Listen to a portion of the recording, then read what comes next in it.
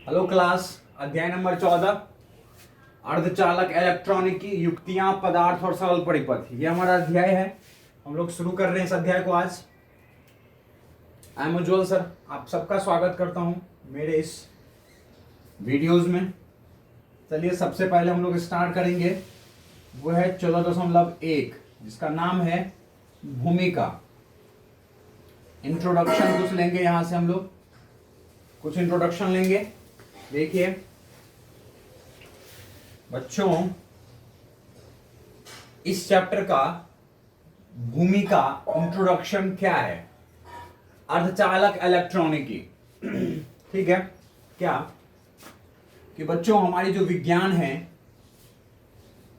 या फिर जो या तकनीक जो है हमारा, ठीक है, तकनीक उसमें, ठीक है, विज्ञान या तकनीक में इलेक्ट्रॉनिकी का अहम योगदान है। क्या है? एक अहम योगदान है बच्चों। ठीक है, बहुत ही अहम योगदान होता है हमारे विज्ञान और तकनीक में। किसका? इलेक्ट्रॉनिकी का। ठीक है, इलेक्ट्रॉनिकी क्या है? जो बच्चों संबंध रखता है, ठीक है, इलेक्ट्रॉनों के प्रवाह से, इलेक्ट्रॉनों के चालन से। ठीक है, इलेक्ट्रॉनिकी में इलेक्ट्रॉनिकी का संबंध इलेक्ट्रॉनों की नियंत्रित प्रवाह से है, नियंत्रित प्रवाह से है। ठीक है, इलेक्ट्रॉनिकी का जो संबंध है बच्चों, वो किससे है? इलेक्ट्रॉन की नियंत्रित प्रवाह से है। नियंत्रित प्रवाह करवाना किसी भी, है ना, पदार्थ से होते हुए, वो क्या है? इलेक्ट्रॉनिकी है। ठीक है बच्चों, ऐसी युक्ति जिसमें इलेक्ट्रॉन की नियंत्रित प्रवाह कराई जा सकती है, प्रवाह कराई जा सकती है, वह युक्ति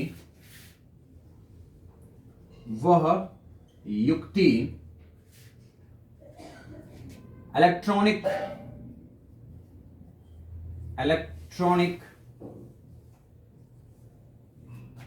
का रचनाखंड है। इलेक्ट्रॉनिक का क्या है? वो रचनाखंड है, रचना का एक भाग है। अगर आप इलेक्ट्रॉनिकी का निर्माण करना चाहते हैं, इलेक्ट्रॉनिक परिपथों का निर्माण करना चाहते हैं, इलेक्ट्रॉनिक पदार्थों का निर्माण करना चाहते हैं, इलेक्ट्रॉनिक परिपथ कौन कौन सा है, इलेक्ट्रॉनिक पदार्थ कौन कौन सा है, जैसे हमारा मोबाइल हो गया, कंप्यूटर हो गए, टीवी हो गई, तो यदि आपको वह युक्ति इलेक्ट्रॉनिक का रचनाखंड है, कौन सा? ऐसी युक्ति जिसमें इलेक्ट्रॉन की नियंत्रित प्रवाह कराई जा सकती है।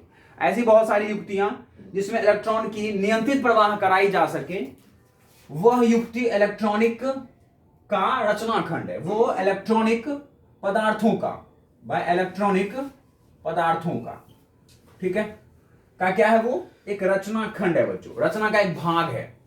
दैट मीन्स अगर आप इलेक्ट्रॉनिक पदार्थों का निर्माण करना चाहते हैं तो उसमें एक ऐसी युक्ति भी लगानी पड़ेगी जिसमें इलेक्ट्रॉन का क्या कर सकते हैं आप? नियंत्रित प्रवाह करवा सकते हैं। ठीक है, उसी युक्ति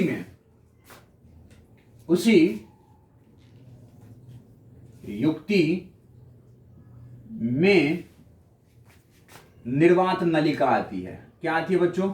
निर्वात नलिका। उसी युक्ति में निर्वात नलिका का एक अहम योगदान है, एक अहम योगदान था, अब है नहीं, अहम योगदान था पहले। ठीक है, उसी युक्ति में निर्वात नलिका का एक अहम योगदान है। ठीक है बच्चों, कौन सी नलिका? निर्वात नलिका। समझ में आ गई बात आपको? कौन सी? निर्वात नलिका का एक योगदान है। ओके बच्चों, लगभग 1940 से पहले, ठीक है, 1940 से पहले, ठीक है, इलेक्ट्रॉनिक पदार्थों में, ऐसे पदार्थ जो इलेक्ट्रॉनिक है, जैसे मोबाइल हो गई, कंप्यूटर्स हो गए, है ना, टीवी हो गई, 1940 से पहले इलेक्ट्रॉनिक पदार्थों में निर्वात नलिका इलेक्ट्रॉन की नियंत्रित प्रवाह के लिए, इलेक्ट्रॉन की नियंत्रित, है ना, नियंत्रित एवं, ठीक है, सतत प्रवाह के लिए, है ना, सतत प्रवाह के लिए प्रयोग की जाती थी, सतत प्रवाह के लिए प्रयोग की जाती थी, ठीक है, प्रयोग की जाती थी बच्चों, ठीक है, सतत प्रवाह के लिए क्या की जाती थी, प्रयोग की जाती थी, किसकी, निर्वात नलिका की। मतलब अगर आप कोई इलेक्ट्रॉनिक पदार्थ का निर्माण करना चाहते हैं, ठीक है, जैसे हो गई आपकी मोबाइल, है ना, कंप्यूटर्स, एलसीडी, ठीक है, एलईडी, है ना, तो अगर आप उसका निर्माण करना चाहते हैं और अगर उसका निर्माण करना चाहते हैं तो उसमें आपको विद्युत प्रवाह कराना ही पड़ेगा, विद्युत से ही चलती है ये, आपका मोबाइल चल रहा है विद्युत से चल रहा है, ठीक है ना, कंप्यूटर चल रहा है विद्युत से चल रहा है ना, तो विद्युत की आवश्यकता थी। तो अगर उसमें अगर आप विद्युत का आवश्यकता है तो इलेक्ट्रॉन का नियंत्रित प्रवाह है, एक निश्चित दिशा में प्रवाह करवाना पड़ेगा, समझ में आ रही बात। तो वो नियंत्रित दिशा में प्रवाह करवाने के लिए पहले 1940 से पहले के समय में आपको कौन सी युक्ति प्रयोग करनी पड़ती थी, निर्वात नलिका, ठीक है। उसके बाद बच्चों निर्वात नलिका प्रयोग की जाती थी। उसके बाद 1940 के बाद, ठीक है ना, 1940 के पश्चात निर्वात नलिका की युक्ति की जगह, निर्वात नलिका की युक्ति के स्थान पर अर्धचालक ठोस पदार्थ, ठीक है, इलेक्ट्रॉन की नियंत्रित, ठीक है ना, इलेक्ट्रॉन की नियंत्रित एवं सतत प्रवाह के लिए इलेक्ट्रॉनिक पदार्थों में प्रयोग किया जाने लगा, प्रवाह के लिए, ठीक है, इलेक्ट्रॉनिक पदार्थों में, है ना, इलेक्ट्रॉनिक पदार्थों में प्रयोग किया जाने लगा, इलेक्ट्रॉनिक पदार्थों में प्रयोग किया जाने लगा, ठीक है, या इलेक्ट्रॉनिक पदार्थों में प्रयोग किया जाने लगा, दैट मीन्स खोज हुआ, ठीक है, दैट मीन्स बच्चों इस टाइम पर खोज हो गया, किसका, अर्धचालक ठोस पदार्थ का, सेमीकंडक्टर सॉलिड मैटर का, ठीक है ना, सेम काम करने लगा। अब भाई ये जो है हमारे पास क्या, अर्धचालक ठोस पदार्थ, उसकी खोज क्यों हुई भाई, हो सकता है कुछ ना कुछ कमियां रही होगी, किसमें भाई, निर्वात नलिका में, तभी इसका खोज हुआ, बोलिए हाँ या ना, किसमें, निर्वात नलिका में। तो चलिए इन दोनों के बीच हम डिफरेंस देख लेते हैं कि क्या डिफरेंस था, जो निर्वात नलिका को हमने हटा दिया, ठीक है, और हमने किसका प्रयोग करने लगा। तो बच्चों मैं, है ना, ये डिफरेंस तब बताऊंगा जब आप ये देख लेंगे और मैं इसको बिल्कुल इरेज कर दूंगा। बहुत ही आसान सा थ्योरी था, अब देख लीजिए अच्छे से, एक एक लाइन करके मैंने बता दिया है इसमें क्या कहानी थी। अब मैं इसको इरेज करता हूं, ठीक है, कर दिया जाए, समझ में आ चुकी होगी आपको ये कहानी। चलिए, एकदम भूमिका चल रही है अभी अर्धचालक की।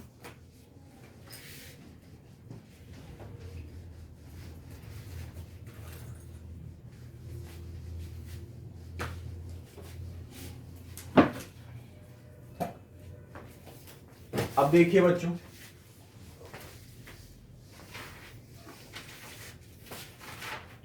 ये है हमारा क्या, निर्वात नलिका, ठीक है, ये है हमारा क्या, अर्धचालक युक्ति, अर्धचालक पदार्थ से बना हुआ युक्ति, ठीक है, कौन सी युक्ति, अर्धचालक युक्ति। क्या डिफरेंस था इन दोनों में, वो हम लोग फाइंड आउट करने की कोशिश करते हैं। भाई क्या ऐसी डिफरेंस थी जिसके कारण ये जो पदार्थ हैं वो हमारे प्रयोग किए जाने लगे। ठीक है, बिल्कुल। चलिए देखिए बच्चों, निर्वात नलिका में, ठीक है, क्या होते थे, निर्वात, है ना, पहला पॉइंट्स लिख रहा हूं मैं, है ना, निर्वात नलिका में दो इलेक्ट्रोड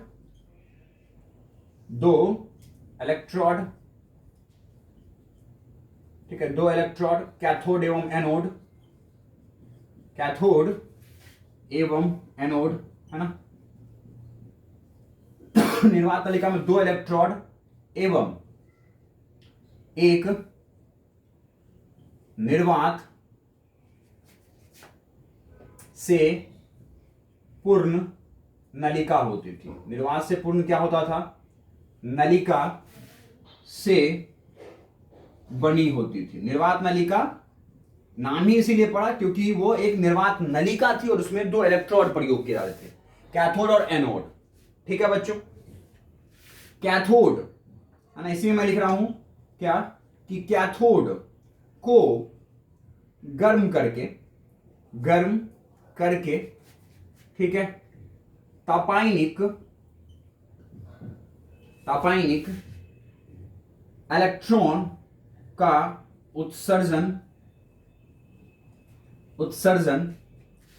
करवाकर, ठीक है, कैथोड को गर्म करके तापायनिक इलेक्ट्रॉन का, भाई कैथोड से क्या मिलेंगी आपको, इलेक्ट्रॉन्स मिलता है, एनोड पर क्या मिलता है भाई, प्रोटॉन्स मिलता है। तो कैथोड को गर्म करके तापायनिक इलेक्ट्रॉन का उत्सर्जन करवाकर, ठीक है, निर्वात नलिका में,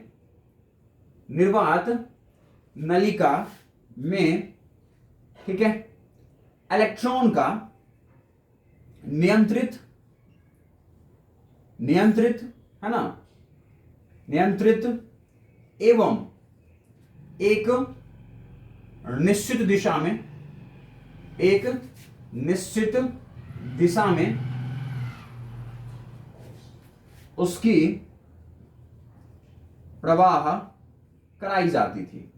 ठीक है, समझ में आई बात। इस तरह से आपको विद्युत प्राप्त होता था किसमें, निर्वात नलिका में। ठीक है, आसान सा एक फिगर है जो आप देख सकते हैं, इस तरह से निर्वात नलिकाएं होती थी। ठीक है, इस तरह से हमारे, ठीक है, इस तरह से आपके दो इलेक्ट्रोड होते थे, है ना, इनको हमने गर्म किया बाहर स्रोत से। ठीक है, कैथोड को बाह्य स्रोत से, एक शब्द हम यहां पे लिख सकते हैं, कैथोड को बाह्य स्रोत से, ठीक है ना, बाह्य स्रोत से गर्म करके, बाहर से गर्म करके यहां पर तापायनिक उत्सर्जन होता था इलेक्ट्रॉन का, और फिर ये पूरी की पूरी निर्वात होती थी। अब ये निर्वात क्यों रखा जाता था बच्चों, क्योंकि अगर निर्वात की जगह यहां पे कुछ और पदार्थ रख दिया, हवा भी अगर हो गया तो हवाओं से इलेक्ट्रॉन टकरा जाएंगे और उसकी ऊर्जा में कमी आ जाएगी, और ऊर्जा में कमी आ जाएगी तो ये इलेक्ट्रॉन्स बिल्कुल परिपथों में पूरी तरह चल नहीं पाएंगे। जितना मुझे शक्ति चाहिए, जितना इसे ऊर्जा चाहिए इलेक्ट्रॉनों से, उतना प्राप्त नहीं हो पाएगा, तो इसलिए निर्वात रखा जाता था। ठीक है, और फिर इलेक्ट्रॉन जो है ना इस एनोड पे प्राप्त किए जाते थे। तो दैट मींस इलेक्ट्रॉन का उत्सर्जन कहां से होता था, कैथोड से होता था। समझ में आ रही है बात, ये बात समझ में आ रही है आपको, बिल्कुल, और एनोड पे प्राप्त की जाती थी। और इस तरह से इस निर्वात नलिका को बाह्य पर, है ना, मतलब कि इलेक्ट्रॉनिक परिपथों में जोड़ करके और विद्युत का प्रवाह कराया जाता था। समझ में आई बात, बिल्कुल समझ में आ गई। ऐसे कुछ तरीका था निर्वात नलिका का। ओके बच्चों, जो आपकी अर्धचालक युक्ति थी, अर्धचालक युक्ति में भी इलेक्ट्रॉन का उत्सर्जन, है ना, उत्सर्जन करवाकर इलेक्ट्रॉन की नियंत्रित प्रवाह प्राप्त की जाती थी। ठीक है, समझ आई बात बच्चों। इसमें भी वही काम करते थे जो इसमें करते थे। इसमें क्या करते थे, इलेक्ट्रॉन्स को, कैथोड को गर्म करके इलेक्ट्रॉन का उत्सर्जन करवा के इलेक्ट्रॉन का एक नियंत्रित प्रवाह हम लोग प्राप्त करते थे। इसमें भी वही काम हो रहा है। ये अर्धचालक युक्ति भी इलेक्ट्रॉन का उत्सर्जन इसमें करवाते थे हम लोग, ठीक है, और इलेक्ट्रॉन की नियंत्रित प्रवाह प्राप्त की जाती थी, ठीक है, एक निश्चित दिशा में इलेक्ट्रॉन का प्रवाह हम लोग देखते थे। लेकिन फिर अंतर क्या था? अंतर क्या था भाई? इस युक्ति में इलेक्ट्रॉन का उत्सर्जन, या फिर कहते इलेक्ट्रॉन का निर्माण एवं इलेक्ट्रॉन का नियंत्रित प्रवाह, ठीक है, उस युक्ति के पदार्थ के अंदर ही होता था, पदार्थ के अंदर ही संभव था, ठीक है बच्चों। भाई इसको कैथोड को गर्म नहीं करना पड़ता था इसमें, ठीक है। ऐसी अर्धचालक पदार्थ से बनी हुई युक्ति, उसी में ही हम लोग इलेक्ट्रॉन का निर्माण करते थे, बाहर से अतिरिक्त ऊर्जा देकर के, बाहर से, ठीक है ना, बहुत कम मात्रा में, ठीक है। इस युक्ति में इलेक्ट्रॉन का निर्माण, ठीक है, बाह्य से, है ना, बाह्य से, ठीक है, क्या, निम्न वोल्टता,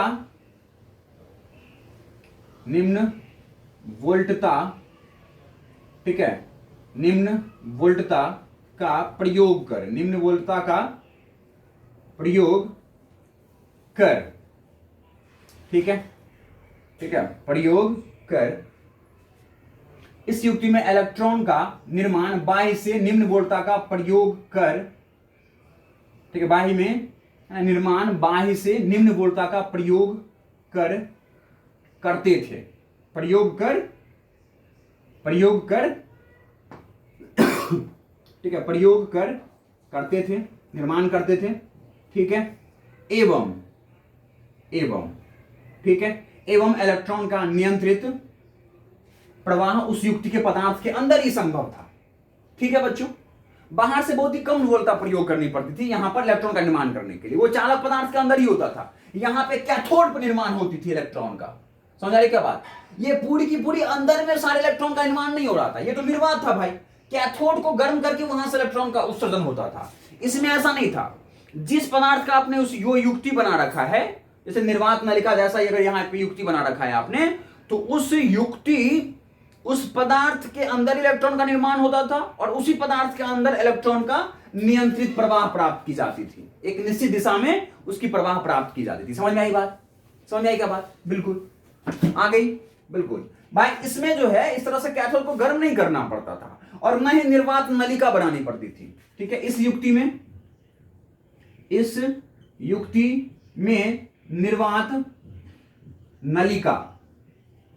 निर्वात नलिका की आवश्यकता नहीं थी, ठीक है। और बतो निर्वात नलिका को हटाने पर अर्धचालक युक्ति जब बन गई तो इसमें निर्वात नलिका हटने से फायदा क्या हुआ बच्चों? निम्न फायदा हुआ, विशेषता थी निम्न, ठीक है भाई, इनकी निम्न विशेषता प्राप्त हुई, निम्न विशेषता प्राप्त हुई।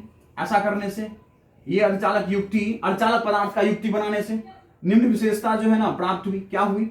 सबसे पहला क्या प्राप्त हुआ?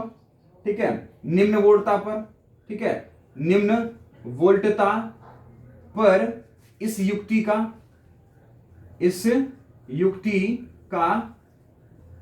प्रचालन होने लगा, ठीक है, प्रचालन किया जाता है, ठीक है, प्रचालन किया जाता है। बहुत ही निम्न वोल्टता चाहिए है इसको, ठीक है बच्चों। इसकी विशेषता क्या थी? इसकी विशेषता क्या थी जो बाद में जाके कमी बन गई? वो क्या थी बच्चों? वो क्या थी? पहली विशेषता ये थी कि उच्च वोल्टता, समझ रहे हैं ना? तापायनिक उत्सर्जन, भाई ताप के कारण उष्मा देकर के इसको इलेक्ट्रॉन का उत्सर्जन करना पड़ता था, इसीलिए उच्च वोल्टता की आवश्यकता होती थी, उच्च वोल्टता की आवश्यकता होती थी, ठीक है, बिल्कुल उच्च वोल्टता की आवश्यकता थी भाई। ठीक है, दूसरा क्या था इसका, आकार में बड़ा था यह निर्वात नलिका, आकार में क्या था, आकार बड़ा था।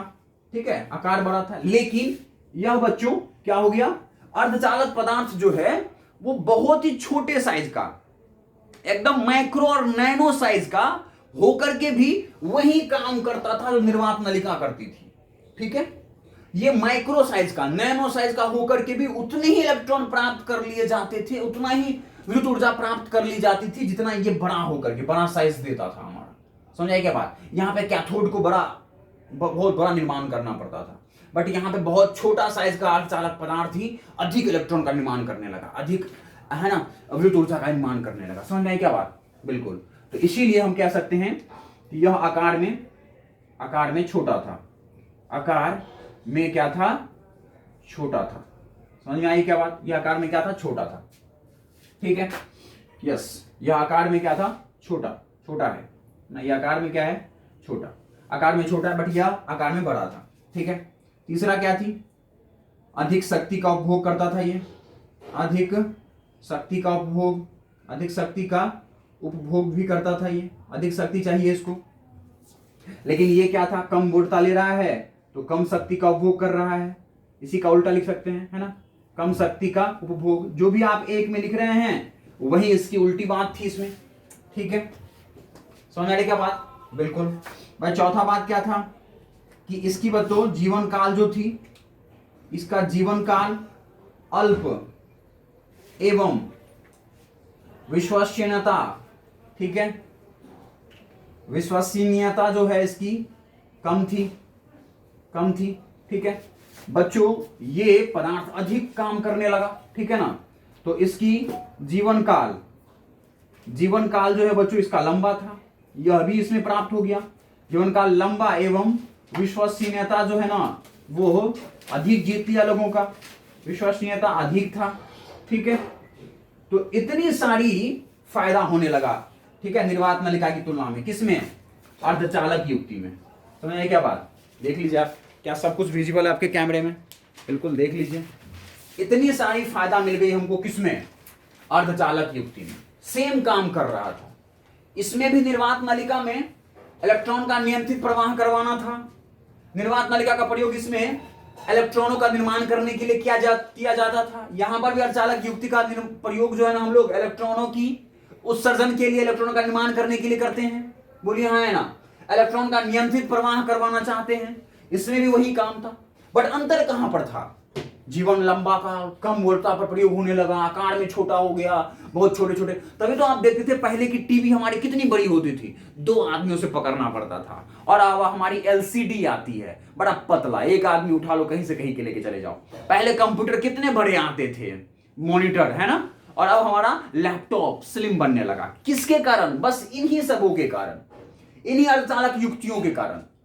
क्यों, क्योंकि ये जो इलेक्ट्रॉनिक हमारे पास जो पदार्थ हैं, जो इलेक्ट्रॉनिक गैजेट्स हैं, जो हमारे इलेक्ट्रॉनिक इंस्ट्रूमेंट्स युक्तियां हैं, उसमें इलेक्ट्रॉन का प्रवाह या विद्युत का प्रवाह जो है वो छोटे छोटे युक्तियों से करवाया जाने लगा। ठीक है, जो आकार में बहुत छोटे थे, तो आपके छोटे छोटे इंस्ट्रूमेंट्स युक्तियां बनाए जाने लगे, है ना। मोबाइल स्लिम से स्लिम बनने लगा, पहले नोकिया कितनी मोटी आती थी, है ना, बिल्कुल। और बच्चों यह जो अर्धचालक युक्ति है उसमें एग्जाम्पल, उदाहरण ले सकते हैं आप, अर्धचालक युक्ति का नाम ले सकते हैं आप, क्या, जैसे बच्चों संधि डायोड, आप इसी चैप्टर में आगे चल के पढ़ेंगे। ये संधि डायोड जो है ना आपका, ये अर्धचालक पदार्थ का ही बना होता है। ठीक है बच्चों, ट्रांजिस्टर, ये भी आपका, ठीक है ना। संधि डायोड में बच्चों 2 इलेक्ट्रोड होते हैं, कितने इलेक्ट्रोड होते हैं, 2 इलेक्ट्रोड होते हैं, बोलिए हाँ है ना, है ना। ट्रांजिस्टर में कितने इलेक्ट्रोड होते हैं, 3 इलेक्ट्रोड होते हैं, बोलिए हाँ या ना, बिल्कुल। ठीक है, तो ये आपके अर्धचालक युक्तियां का एग्जाम्पल है, और निर्वात नलिका खुद ही एक युक्ति थी। ठीक है ना, तो बच्चों तो यहां पर ये युक्ति ने अर्धचालक पदार्थ से बनी हुई युक्ति, तो उसका नाम है संधि डायोड और ट्रांजिस्टर। ये निर्वात नलिका युक्ति का नाम है, और ये अर्धचालक पदार्थ से बना युक्ति का विशेषता ये हुआ करता था, और उसका एग्जाम्पल ये है ना। समझ आ गई सारी बातें आपको, पक्का उम्मीद है सब समझ में आ गया होगा। चलिए इसको मिटाया जाए, मिटा दिया जाए इसको, समझ में आ गई होगी। देख लीजिए, स्क्रीनशॉट ले लें आप, एक साथ आप रिवीजन कर सकते हैं इसका। चले, थैंक यू, आगे बढ़ते हैं।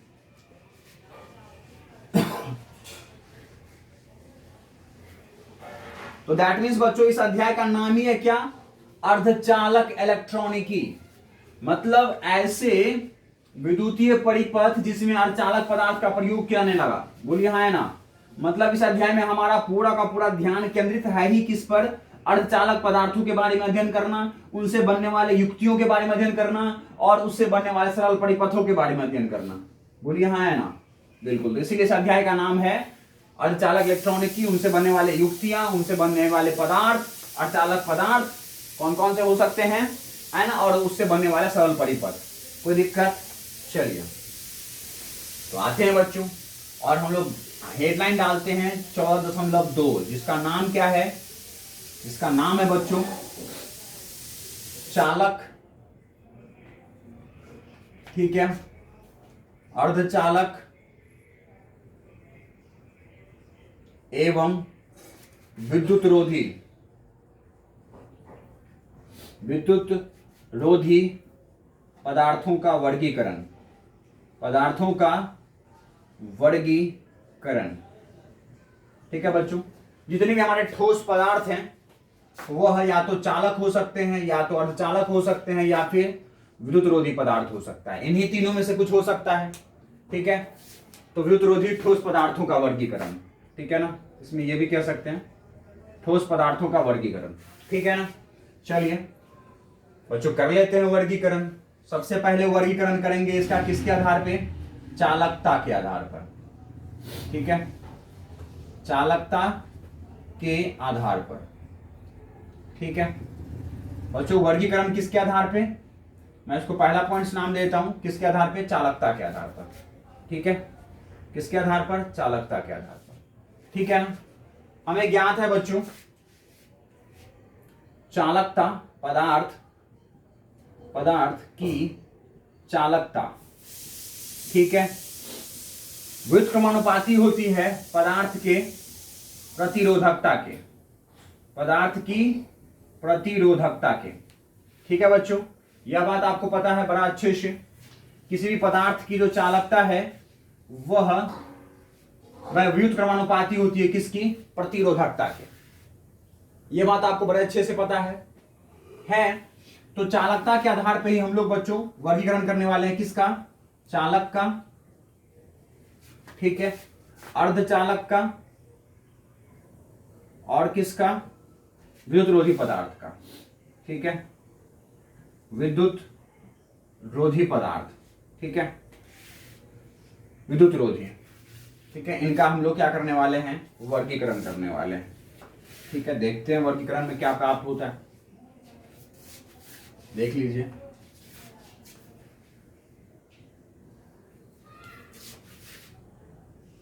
देख लीजिए बच्चों क्या प्राप्त होता है। आप सबसे पहले क्या लिखिए इसमें? चालकता। बच्चों सबसे पहले हम लिख रहे हैं इसमें प्रतिरोधकता। प्रतिरोधकता को किसे दिखाएंगे? रो के। साइन क्या है इसका? रो। और चालकता का साइन क्या है? सिग्मा। आप अपने अपने तरीके से जैसे भी दिखाते होंगे देख लीजिएगा। बच्चों इसका जो प्रतिरोधकता है वो होता है 10 के घात -2 ओम मीटर से लेकर 10 के घात -8 ओम मीटर तक। ठीक है बच्चों, इसकी जो चालकता होती है वो होता है, ठीक है, ये क्या है? लगभग। प्रतिरोधकता लगभग बता रहे बच्चों, ये एक परास होता है, लगभग ये परास होता है, इसके बाहर कम या ज्यादा हो सकता है। समझ गया ना? तो इसीलिए ये साइन है लगभग का। ठीक है ना। तो चालकता बच्चों प्रतिरोधकता का उल्टा होता है। अभी आपने देखा यहां पर, तो प्रतिरोधकता जो भी है उसको उल्टा कर दें। 10 के घात -2 है तो क्या हो जाएगा? 10 के घात +2। और ये क्या हो जाएगा बच्चों? प्रति ओम प्रति मीटर। उसी को हम लोग बच्चों बोलते हैं साइमन प्रति मीटर। ठीक है, समझ में आया क्या बात? ये जो प्रति ओम है ना बच्चों, जिसको हम लोग महो भी बोलते हैं, उसी महो को हम लोग साइमन बोलते हैं। ठीक है, तो साइमन प्रति मीटर। ओके, से लेकर के कहां तक? 10 के घात माइनस से क्या हो जाएगा? प्लस क्या? साइमन प्रति मीटर। इसको है ना 10 के घात 8 महोमीटर भी बोल सकते हैं बच्चों, महोमीटर, है ना भाई। प्रति प्रतिरोधकता का उल्टा ही चालकता होता है। तो प्रति ओम को ही हम लोग महो बोलते हैं और महो को ही साइमन बोलते हैं। साइमन नाम का एक वैज्ञानिक था, उसने इस बात का खोज किया, इसीलिए उसके नाम पे रख दिया गया। ठीक है, तो इसका मतलब क्या क्या है यहाँ पर? Simons, Simons. ठीक है, चलो अब बच्चों आगे बढ़िए, आगे बढ़िए। तीसरा, तीसरा क्या देखा आपने इसमें? यह देखा कि चालकता इन पदार्थ का, चालकता इन पदार्थ का सबसे अधिक एवं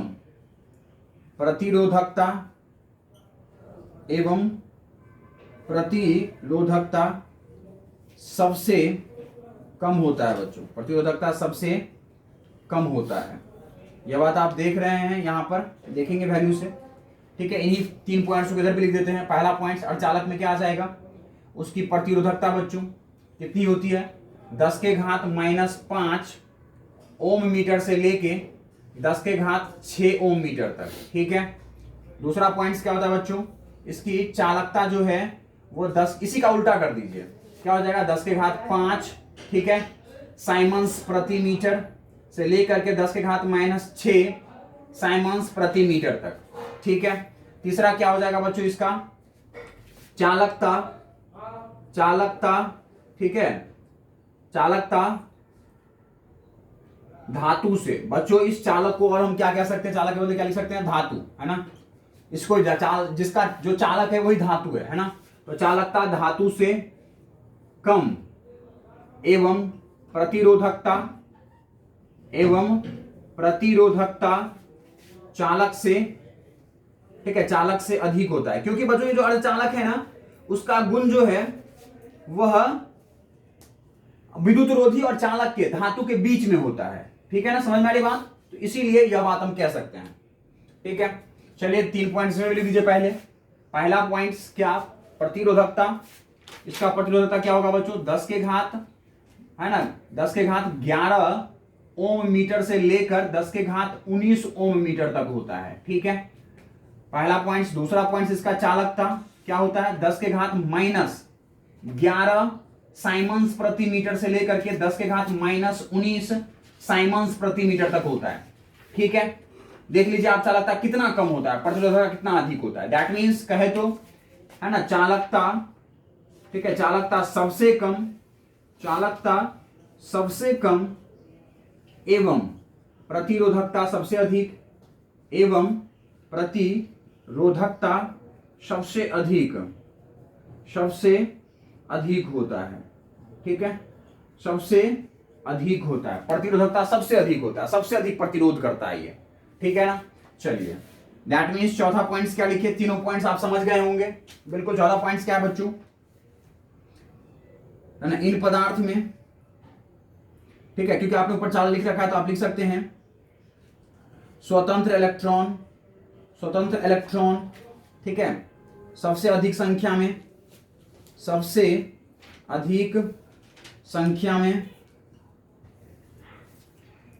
स्वतंत्र इलेक्ट्रॉन सबसे अधिक संख्या में विद्युत प्रवाह के लिए, है ना, प्रवाह के लिए उपलब्ध होता है, विद्युत प्रवाह के लिए उपलब्ध होता है। बोलिए हाँ है ना, बिल्कुल होगा ही होगा, इसमें कोई दिक्कत। पांचवा पॉइंट क्या लिख सकते हैं बच्चों आप? इसकी जो चालकता है ना बच्चों, वो घटता है क्या करने से? ताप बढ़ाने से। यह बात आप ध्यान रख सकते हैं। ठीक है, चौथा पॉइंट इसमें लिख दीजिए क्या? कि भाई स्वतंत्र इलेक्ट्रॉन विद्युत प्रवाह के लिए अल्प होता है। विद्युत प्रवाह के लिए क्या होता है बच्चों? अल्प होता है।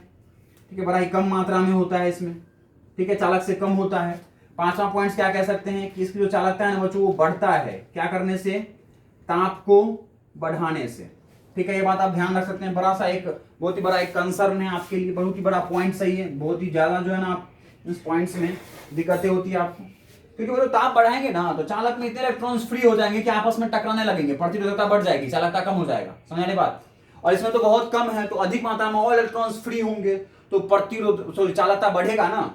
और इसमें तो बिल्कुल भी नहीं होता, तापमान बढ़ाएंगे तो बढ़ेगा ही बढ़ेगा, बिल्कुल।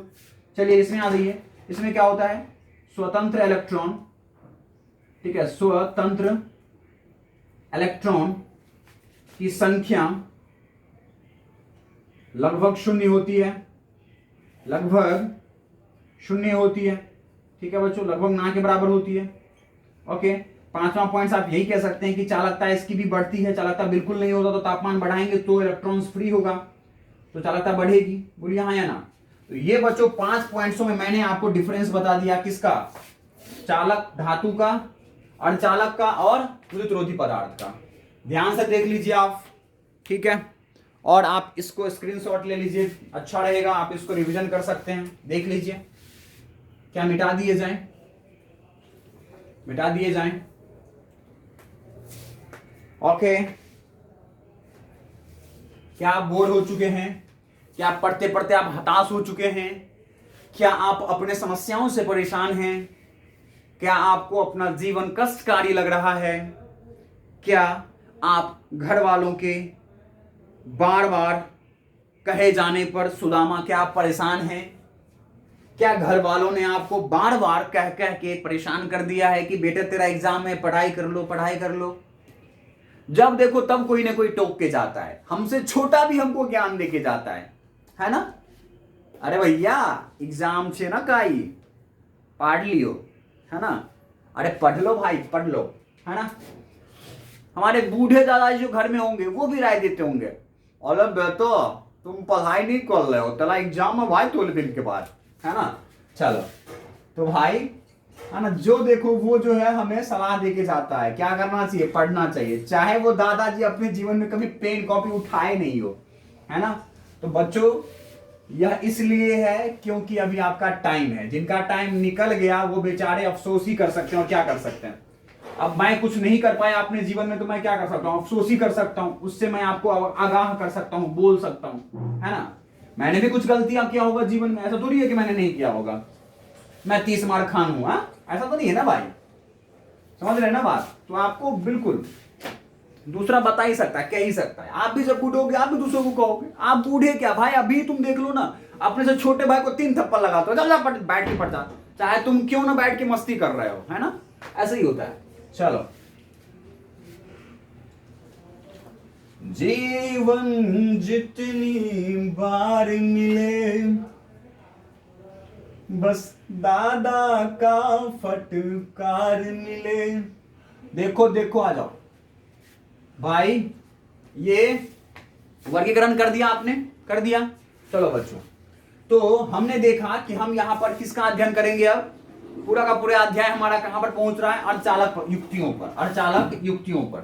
तो हम लोग अब अर्धचालक का प्रकार देखने वाले हैं, अर्धचालक का प्रकार, ठीक है, अर्धचालक का प्रकार, है ना, किसका, अर्धचालक का, क्योंकि अर्धचालक में बहुत सारी विशेषताएं पाई गई, इलेक्ट्रॉन का प्रवाह भी कर सकता है, साइज में छोटा है, बड़ा अच्छा युक्ति है, बड़ा अच्छा पदार्थ है, तो हमने अर्धचालक का प्रकार देख लिया। देख लीजिए अर्धचालक का प्रकार, किसका प्रकार बच्चों, अर्धचालक का प्रकार। इसमें सबसे पहला प्रकार कौन सा देखेंगे आप, वो है तात्विक, कौन सा, तात्विक अर्धचालक, ठीक है ना, तात्विक अर्धचालक। क्या है इसका एग्जाम्पल बच्चों, इसका एग्जाम्पल है silicon and germanium, silicon and germanium, ठीक है बच्चों, सिलिकॉन एंड जर्मेनियम, ये है तात्विक अर्धचालक। ओके, दूसरा है हमारे पास, वो कौन सा बच्चों, वो है हमारे पास, वो है यौगिक अर्धचालक, यौगिक अर्धचालक, ठीक है, यौगिक अर्धचालक।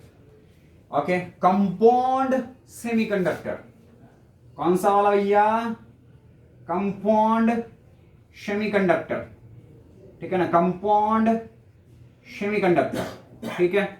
ये तात्विक अर्धचालक, एलिमेंटल, एलिमेंटल है ना, सेमीकंडक्टर, एलिमेंटल सेमीकंडक्टर, ठीक है।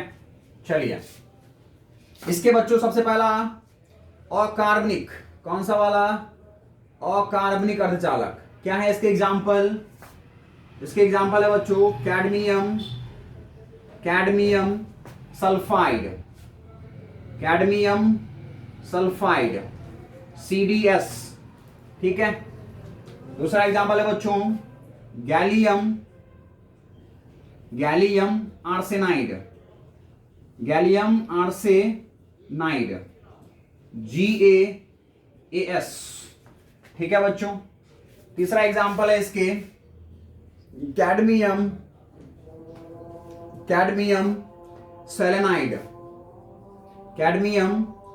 सेलेनाइड, ठीक है, कैडमियम सेलेनाइड CdSe, ठीक है, आदि।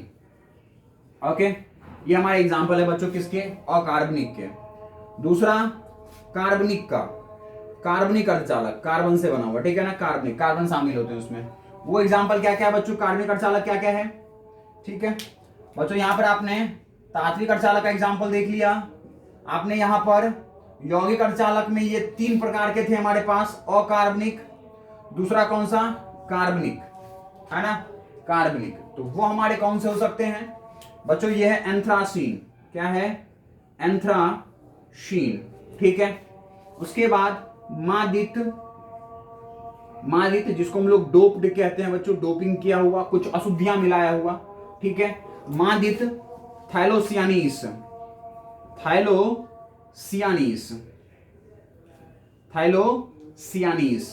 ठीक है, आदि। ये एग्जांपल है किसके बच्चों, कार्बनिक के, ठीक है। तीसरा है आपके पास कार्बनिक बहुलक, किसमें बच्चों, ये किसके में प्रकार है, यौगिक अर्धचालक में, कार्बनिक बहुलक, ठीक है, कार्बनिक बहुलक। सॉरी भाई, कंप्यूटर जो है ना बच्चों वो हैंग कर जाता है, काम करने से मना कर देता है। कितना काम करेगा यार, कितना करेगा, कितना यूज लेते हैं इस कंप्यूटर का हम लोग, बताओ, हैंग तो करेगा ही करेगा। चलो देखो इसके एग्जांपल क्या हो सकते हैं, ये बताओ इसके एग्जांपल क्या हो सकते हैं, क्या होंगे भाई इसके एग्जांपल। तो इसका एग्जांपल होगा सबसे पहले, वो होगा कौन, पॉलीपाइरोल, ठीक है। उसके बाद एनिलीन, ठीक है। और कौन सा होगा, पॉली, ठीक है, पॉलीथायोफीन आदि, ठीक है। ये एग्जांपल है पॉलीथायोफीन, है ना, ये एग्जांपल है किसके, है ना, कार्बनिक बहुलक के। क्या आपको भी सारा याद हो गया, बोलो बोलो, क्या आपको इनसे बिल्कुल प्यार हो गया भाई। बड़ा प्यारा सा नाम है, देख लीजिए, बहुत बहुत ज्यादा सुंदर है ये, देख लीजिए, बड़ा प्यारा है ये, याद हो गई होगी आपको। चलिए नेक्स्ट पहुंचते हैं। अब है बच्चों क्या, वो है हमारे अब जो है हमारे वो है वर्गीकरण। किसका वर्गीकरण, चालक, धातु का, चालक कहे तो धातु का, ठीक है, और किसका, अर्धचालक का, ठीक है, और किसका, विद्युतरोधी पदार्थ का, कुचालक का जिसको कहते हैं, विद्युतरोधी का वर्गीकरण, ठीक है, किसके आधार पर, ऊर्जा बैंड के आधार पर, किसके आधार पे बच्चों, ऊर्जा बैंड के आधार पे। इससे पहले आपने क्या देखा था, इससे पहले क्या देखा था आपने, इन सब का वर्गीकरण देखा था, किसके आधार पे, चालकता के आधार पे। और उसमें आपको विशेषताएं सबसे अधिक जो है प्यारा लगा, वो लगा अर्धचालक, इसलिए हमने बीच में अर्धचालक का प्रकार देख लिया, ठीक है भाई, अर्धचालक हमने प्रकार देख लिया। लेकिन फिर अर्धचालक का प्रकार देखने के बाद हमने कहा कि भाई अब हमको फिर से दोबारा से धातु, अर्धचालक और विद्युतरोधी का वर्गीकरण करना है, किसके आधार पे, ऊर्जा बैंड के आधार पे। समझ आई क्या बात।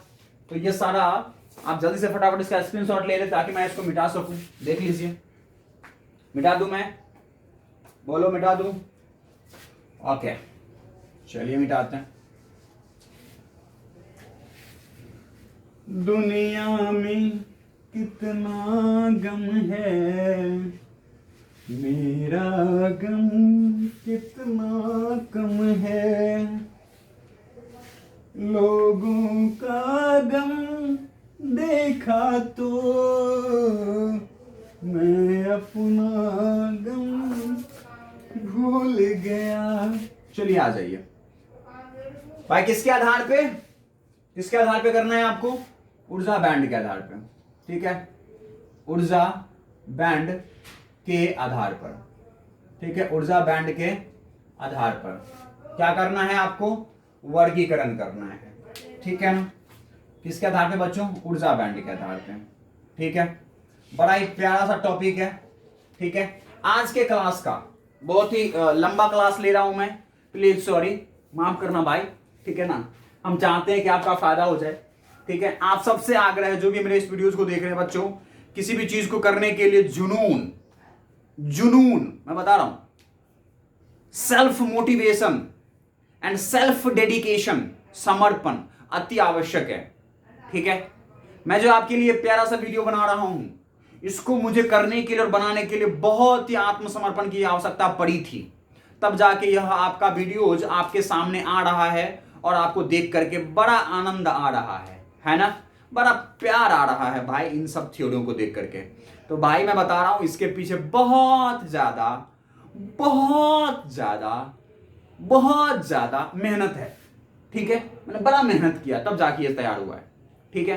तो इसीलिए आपको अगर इसका आनंद लेना है तो आप प्लीज बैठें और अच्छे से आनंद ले, जितना लंबा भी क्लास है आपका, ओके। चलिए, ऊर्जा बैंड के आधार पर, ठीक है ना, वर्गीकरण तो देखते हैं भैया कैसे वर्गीकरण करें। देखिए बच्चों, नील्स बोर ने, ठीक है, किसने? नील्स बोर ने, ठीक है, नील्स बोर ने विविक्त परमाणु के, ठीक है, नील्स बोर ने विविक्त परमाणु, कोई अकेला परमाणु है ना, विविक्त परमाणु के इलेक्ट्रॉन का ऊर्जा, ठीक है, उसके विशिष्ट, उसके विशिष्ट परिभ्रमण कक्षा, ठीक है, कक्षा पर निर्भर बताया, ठीक है। उसने कहा, बोर ने विविक्त परमाणु के किसी एक इलेक्ट्रॉन का, परमाणु के, है ना, किसी एक इलेक्ट्रॉन का, ठीक है, ठीक है, किसी भी इलेक्ट्रॉन का, ऐसे लिखिए, किसी भी इलेक्ट्रॉन का ऊर्जा उसके विशिष्ट परिभ्रमण कक्षा पर निर्भर करता है। बोर ने बताया कि, अरे भाई मैं याद करके थोड़ी आया हूं, बनाना पड़ता है ना, इतना काट खोट कर रहे हो गुरुजी, नहीं होगा क्या? बोर ने बताया कि विविक्त परमाणु के किसी भी इलेक्ट्रॉन का ऊर्जा उसके विशिष्ट परिभ्रमण कक्षा पर निर्भर करता है। वह किस कक्षा में परिभ्रमण करना है, घूम रहा है, उस कक्षा पर निर्भर करता है किसी भी इलेक्ट्रॉन का ऊर्जा, किसी भी इलेक्ट्रॉन का ऊर्जा। समझ आए क्या बात? पहला बात क्या, पहला लाइन आपको, पहला पॉइंट्स क्या इस टॉपिक में समझ में आया क्या बात? आपको आया पक्का? चलो ठीक है, आगे बढ़ो, नेक्स्ट देखो, नेक्स्ट देखो भाई, क्या पॉली अपवर्जन के नियम के आधार पर विविक्त परमाणु के प्रत्येक इलेक्ट्रॉन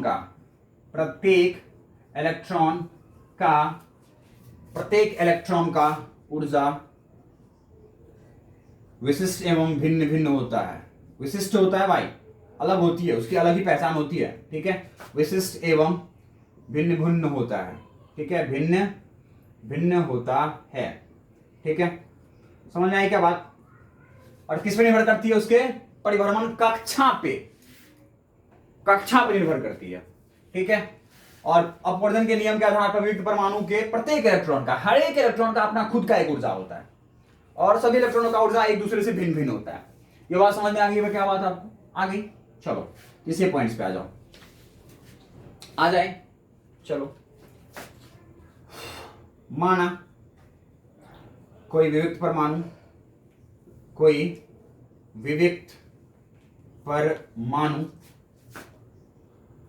ठीक है, सोडियम है, Na है, ठीक है, ले लिया हमने, ले लिया।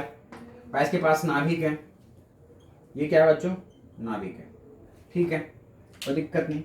इसके चारों तरफ क्या है, कक्षाएं हैं, पहला कक्षा, दूसरा कक्षा एंड तीसरा कक्षा है, कोई दिक्कत नहीं।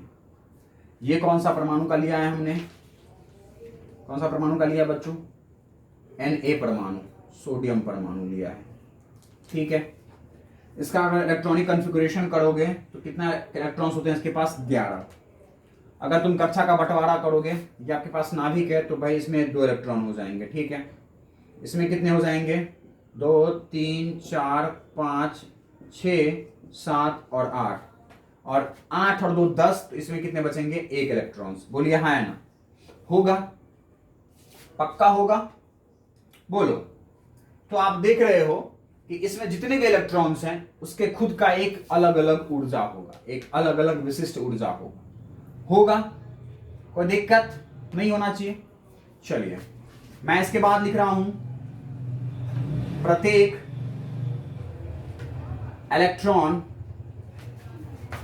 इलेक्ट्रॉन से, ठीक है, प्रत्येक इलेक्ट्रॉन से संबद्ध, ठीक है, ऊर्जा, संबद्ध क्या है, ऊर्जा। ओके बच्चों, इसको मिटा के मैं कुछ और लिखता हूं, क्या, ये देखिए,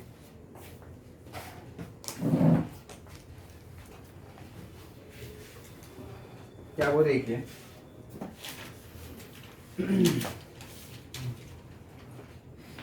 ठीक है, कक्षाओं में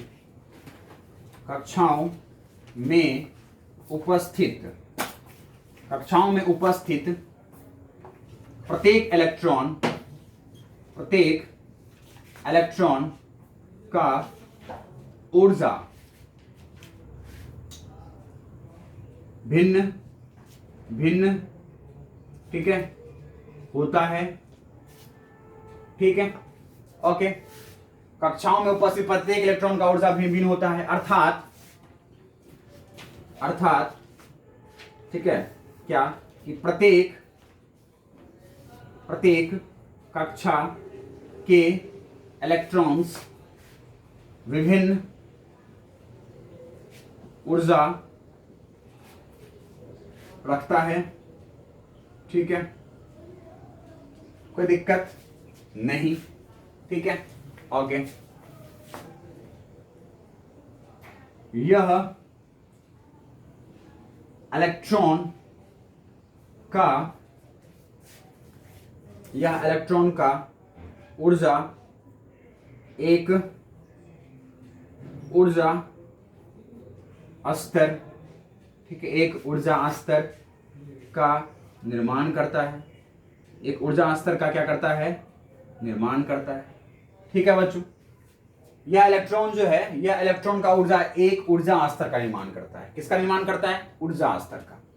कैसे, वो देखिए बच्चों, ये सोडियम परमाणु है, इसके पास क्या होगा, इलेक्ट्रॉनों की ऊर्जा होगी, ठीक है बच्चों। आपको पता है किसके, पॉली अपवर्जन के नियम के आधार पर वियुक्त परमाणु के प्रत्येक इलेक्ट्रॉन का ऊर्जा विशिष्ट एवं भिन्न भिन्न होता है, ठीक है। और इलेक्ट्रॉनों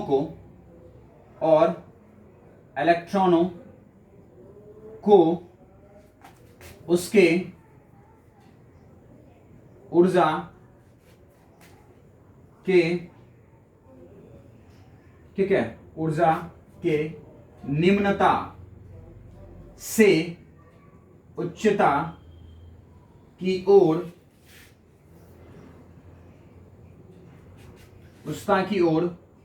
उनके विशिष्ट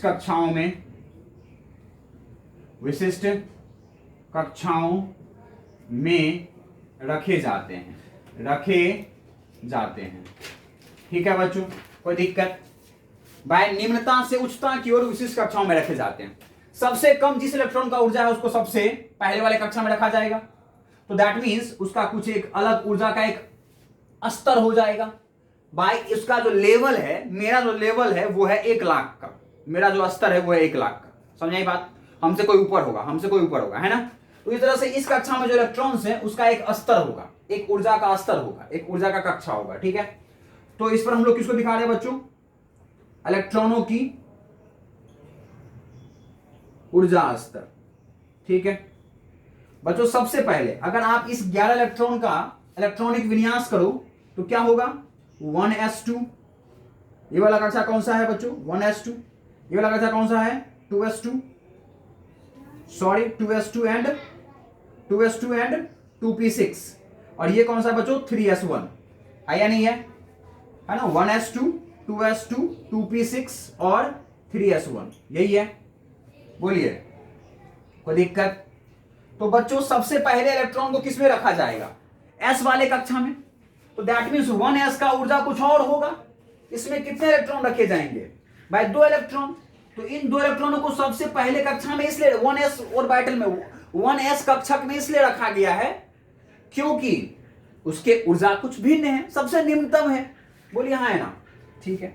फिर उससे उच्चतम स्तर वाला कक्षक कौन होगा, कक्षा कौन होगा, वो होगा 2s भाई। उसके बाद किस में इलेक्ट्रॉन रखे जाएंगे, 2s में, उसके बाद 2p में, उसके बाद 3s में। तो बच्चों एक अलग अलग लेवल होगा ना ऊर्जा का, एक अलग अलग ऊर्जा का स्तर होगा ना। बोलिए हाँ या ना, पक्का भाई। 1s में रखे गए सबसे पहले इलेक्ट्रॉन, क्यों रखे गए, क्योंकि उसका ऊर्जा सबसे निम्नतम था, तो हमने सबसे पास में रख दिया, सबसे पहले जाके उसके इलेक्ट्रॉन की वो स्थिति रख दी, ठीक है। एक बात आप यहां लिख सकते हैं, क्या, इलेक्ट्रॉन के ऊर्जा के आधार पर उसकी एक विशिष्ट, ठीक है, स्थिति होती है, विशिष्ट स्थिति होती है, होगी अपने ऊर्जा के आधार पर। भाई 1s वाले में जो इलेक्ट्रॉन रह रहे हैं उसकी स्थिति क्या है, 1s में रहेंगे, विशिष्ट स्थिति है इसकी, ये कोई और में नहीं जा सकता। भाई 2s वाला इलेक्ट्रॉन कहां होगा, 2s में होगा। इसके पास जो ऊर्जा है उस ऊर्जा के आधार पर वो किस कक्षा में आ गए, 2s वाले में आ गए। बोलिए हाँ या ना। 2p वाले कहां आ गए भाई, इसी में रहेंगे और कहीं नहीं जाएंगे, उसको इसी में रहना पड़ेगा। बोलिए हाँ या ना। 3s वाले में कहां जाएंगे, 3s में रहना पड़ेगा इसको। बोलिए हाँ या ना।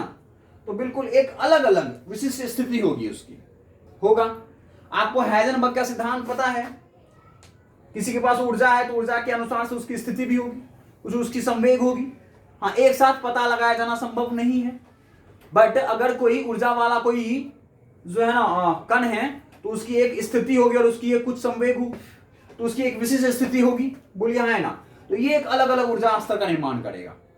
समझ आ गई बात, पूरी अच्छे से देख लीजिए। ये किसका देखिए, हमने एक विविक्त परमाणु का देखा है, ये एक विविक्त परमाणु का एक ऊर्जा स्तर है, ठीक है। देख लीजिए ध्यान से पढ़ लीजिए। बोर ने बताया कि भाई विविक्त परमाणु के किसी भी इलेक्ट्रॉन का ऊर्जा उसके विशिष्ट परिभ्रमण कक्षा पर निर्भर करता है, उसके कक्षा के आधार पर उसका एक ऊर्जा होगा। ये बात समझ में आ गई बात, उसके कक्षा के आधार पे पहले वाले कक्षा में रखा तो उसके कितने कक्षक होंगे, उपकक्षा कितने होगा, 2 s और p। तो पहले वाले में केवल एक ही उपकक्षा होती है, वो है s। तो सबसे पहले 1s में क्यों रखा, क्योंकि सबसे निम्नतम ऊर्जा का इलेक्ट्रॉन था, उसकी कुछ एक अलग खुद की ऊर्जा होगी, प्रत्येक इलेक्ट्रॉन का अलग अलग ऊर्जा होगा। अरे प्रत्येक इलेक्ट्रॉन का, ये पहले वाले उपकक्षा में 2 जो इलेक्ट्रॉन रह रहे हैं, इस 2 इलेक्ट्रॉन का आपस में अलग अलग ऊर्जाएं होंगी, कुछ ऊर्जा का अंतर होगा। समझ क्या बात भाई। 2s में रहने वाले 2 इलेक्ट्रॉन, इसकी भी आपस में कुछ ना कुछ ऊर्जाओं का कुछ ना कुछ अंतर होगा। समझ में आई क्या बात। 2p में रहने वाले इलेक्ट्रॉनों का ऊर्जा कुछ और होगा, 3s में रहने वाले इलेक्ट्रॉनों का ऊर्जा कुछ और होगा। समझ में क्या बात, अलग अलग ऊर्जा होती है उसकी। लेकिन क्योंकि इन दोनों के बीच बहुत कम अंतर था, इसलिए हमने सबसे पहले जाकर 1s में रख दिया। 2s में रहने वाले 2 इलेक्ट्रॉनों की इससे ऊपर थी और ऊपर वाले कक्षा से कम थी, लेकिन दोनों का अंतर बहुत कम था, तो हमने 2s में भर दिया। आई क्या, पकड़े क्या भाई, पकड़े, हाँ सही पकड़े हैं। चलिए आगे बढ़िए। तो ना ये बात मिटा दिया जाए, स्क्रीनशॉट ले लीजिए, सब समझ में आ रही है, वीडियोस में आ रहे हैं। चलिए मिटाते हैं इसको।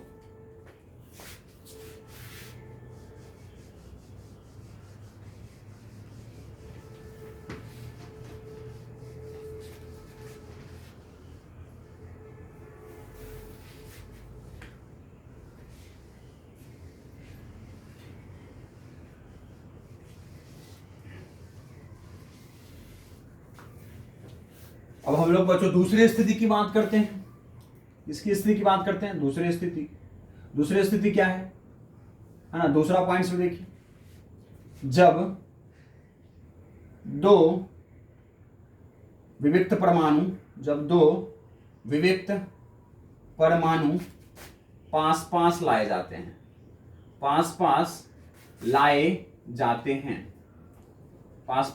जाते हैं, तब उस विविक्त परमाणु के बाह्यतम कक्षा में, बाह्यतम कक्षा में उपस्थित इलेक्ट्रॉन की स्थिति, ठीक है, तब उस स्थिति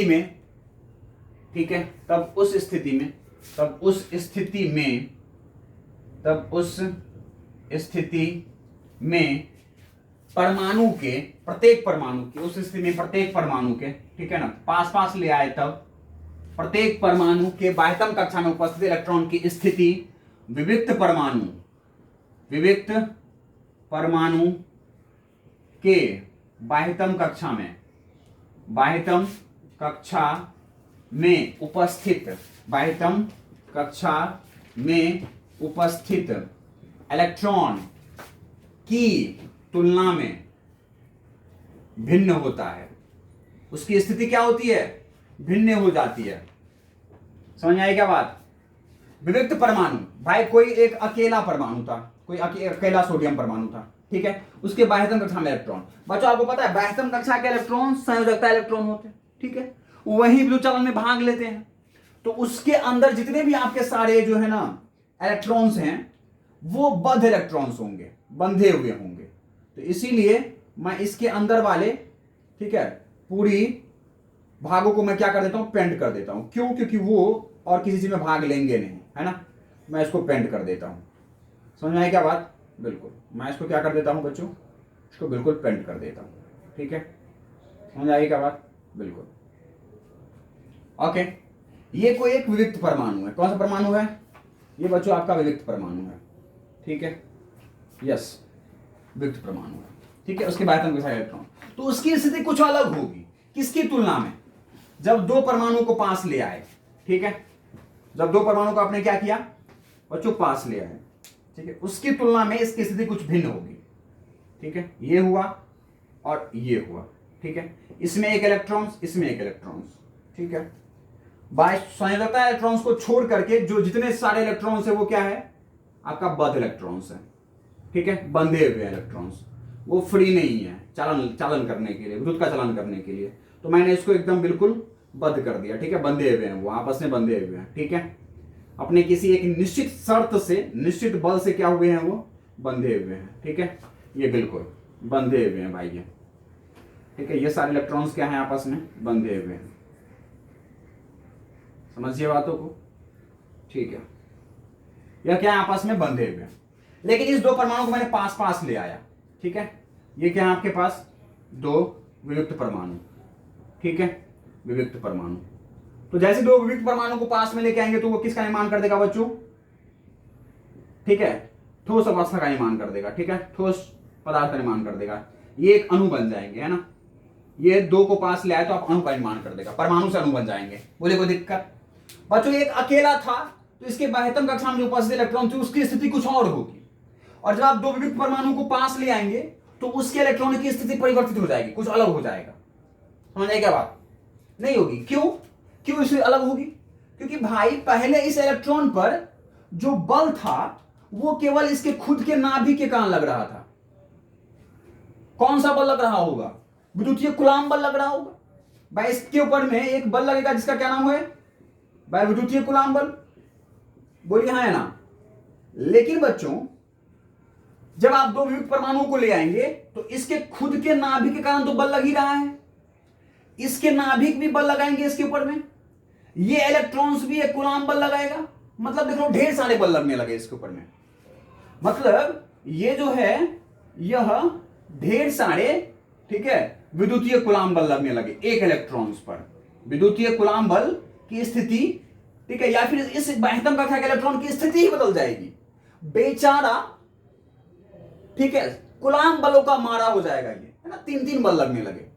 ऐसा ही इस इलेक्ट्रॉन पर होगा, इसके नाभिक के कारण, इसके खुद के नाभिक के कारण, ठीक है, दूसरे परमाणु के बाह्य कक्षा में उपस्थित इलेक्ट्रॉन के कारण बहुत सारे बल अनुभव करेंगे। तो दैट मीन्स कह सकते हैं, यहां लिख सकते हैं कि जब दो परमाणु पास पास होते हैं, ठीक है, पास पास होते हैं, तब या फिर इस स्थिति में किसी एक परमाणु का बाह्यतम कक्षा का इलेक्ट्रॉन खुद की नाभिक, ठीक है, कॉमा दूसरे परमाणु के नाभिक एवं दूसरे परमाणु के बाह्यतम कक्षा के इलेक्ट्रॉन्स के कारण, ठीक है, कूलाम बल अनुभव करते हैं। इस कारण विविक्त परमाणु की तुलना में इन बाह्यतम कक्षा के इलेक्ट्रॉन की स्थिति परिवर्तित हो जाएगी। स्थिति क्या हो जाएगी बच्चों? परिवर्तित हो जाएगी। ठीक है, इनकी स्थिति क्या हो जाएगी? परिवर्तित हो जाएगी। यह बात आप देख लीजिए, पढ़ लीजिए ध्यान से। कोई दिक्कत आपको नहीं होना चाहिए, कोई समस्या आपको बताइए। क्या ये सब समझ में आ रही है आपको? अलग हो जाएगा, कुछ स्थिति परिवर्तित हो जाएगी। दैट मीन्स इस कारण, ठीक है ना, इस कारण, ठीक है, क्या इस कारण ठोस, ठीक है, ठोस या फिर कहे तो अणु के इलेक्ट्रॉनों की ऊर्जा भी पहले की तुलना में परिवर्तित हो जाएगा। क्या हो जाएगा बच्चों? परिवर्तित हो जाएगा पहले की तुलना में। पहला ये अकेला बाह्यतम कक्षा का इलेक्ट्रॉन का जो ऊर्जा था उसकी तुलना में अब ये दोनों इलेक्ट्रॉनों का ऊर्जा परिवर्तित हो जाएगा। समझ आएगा बात? क्या हो जाएगा?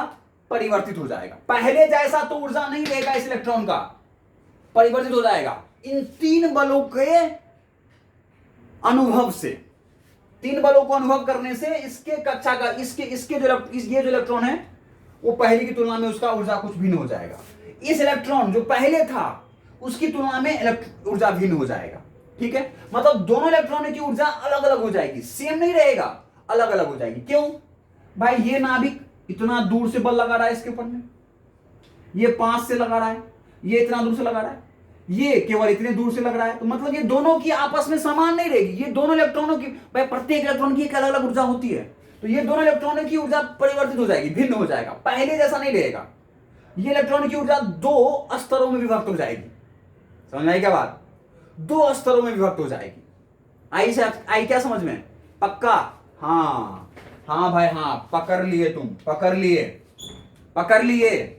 एकदम पकड़ लिए। अब मैं इस 2 परमाणुओं के कारण बना हुआ ठोस या जो अणु है उसके लिए अगर मैं ऊर्जा स्तर दिखाऊं तो कैसा दिखा सकता हूं? कैसा दिखा सकता हूं बच्चों? ऐसा दिखाऊंगा। कैसा? वो देखो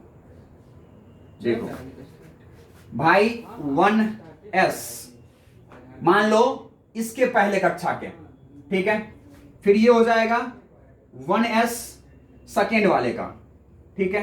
इस दोनों की ऊर्जाएं, ठीक है, पहले के तुलना में भाई दो भागों में बढ़ जाएगा। पहले केवल एक विविक्त परमाणु का ऊर्जा स्तर यहां था, लेकिन अब दो आ गए तो वो है ना अपने पहले साम्य अवस्था की स्थिति में दो भागों में बढ़ जाएगा। अब इसी तरह से 2s और 2s स्टार, बोलिए दो परमाणुओं के कारण है ये अलग अलग हो जाएंगे। फिर क्या होगा 2p और 2p स्टार। स्टार क्या है, दूसरे परमाणु का, पहला वाला क्या है, पहले परमाणु का। मतलब इस इलेक्ट्रॉन का ऊर्जा भाई पहले कक्षा में 1s में रहने वाले इलेक्ट्रॉन का इस 1s में रहने वाले इलेक्ट्रॉन से अलग अलग ऊर्जाएं हो जाएंगी। 1s star, 2s star, 2p star, है ना। इस तरह से 3s और 3s स्टार, सब इलेक्ट्रॉनों की ऊर्जाएं बदल जाएगी और दो दो भागों में विभक्त हो जाएगा, दो दो ऊर्जा स्तरों में विभक्त हो जाएगा। बोलिए हाँ है ना। तो इस कारण ठोस के इलेक्ट्रॉन की ऊर्जा भी पहले की तुलना में परिवर्तित हो जाएगा। बोलिए हाँ या ना। और अब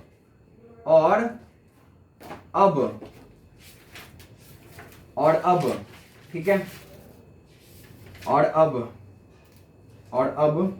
सभी ऊर्जा स्तर दो भागों में, ठीक है, दो भागों में विभक्त हो जाएंगे, ठीक है, विभक्त हो जाएंगे।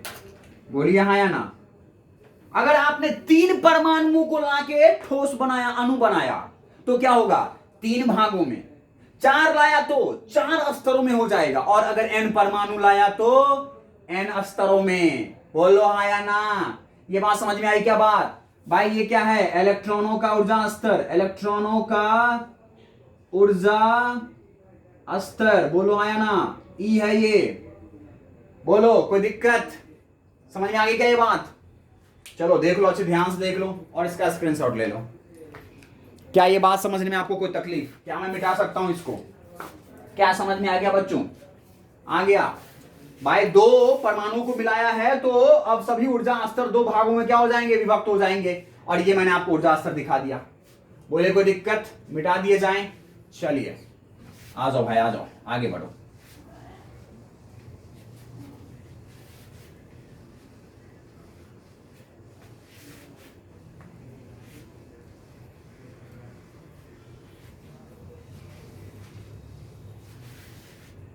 देखिए अब क्या है बच्चों, अब क्या है, अब है तीसरा पॉइंट, क्या, n परमाणुओं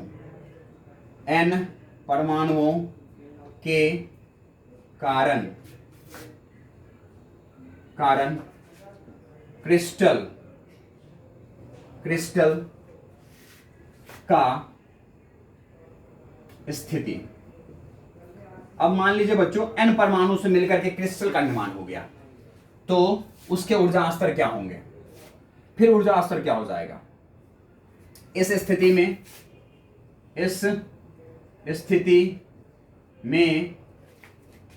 सभी ऊर्जा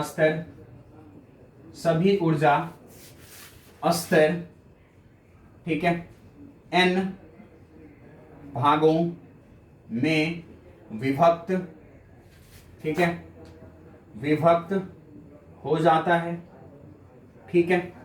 n भागों में क्या हो जाता है बच्चों, विभक्त हो जाता है, ठीक है। और सभी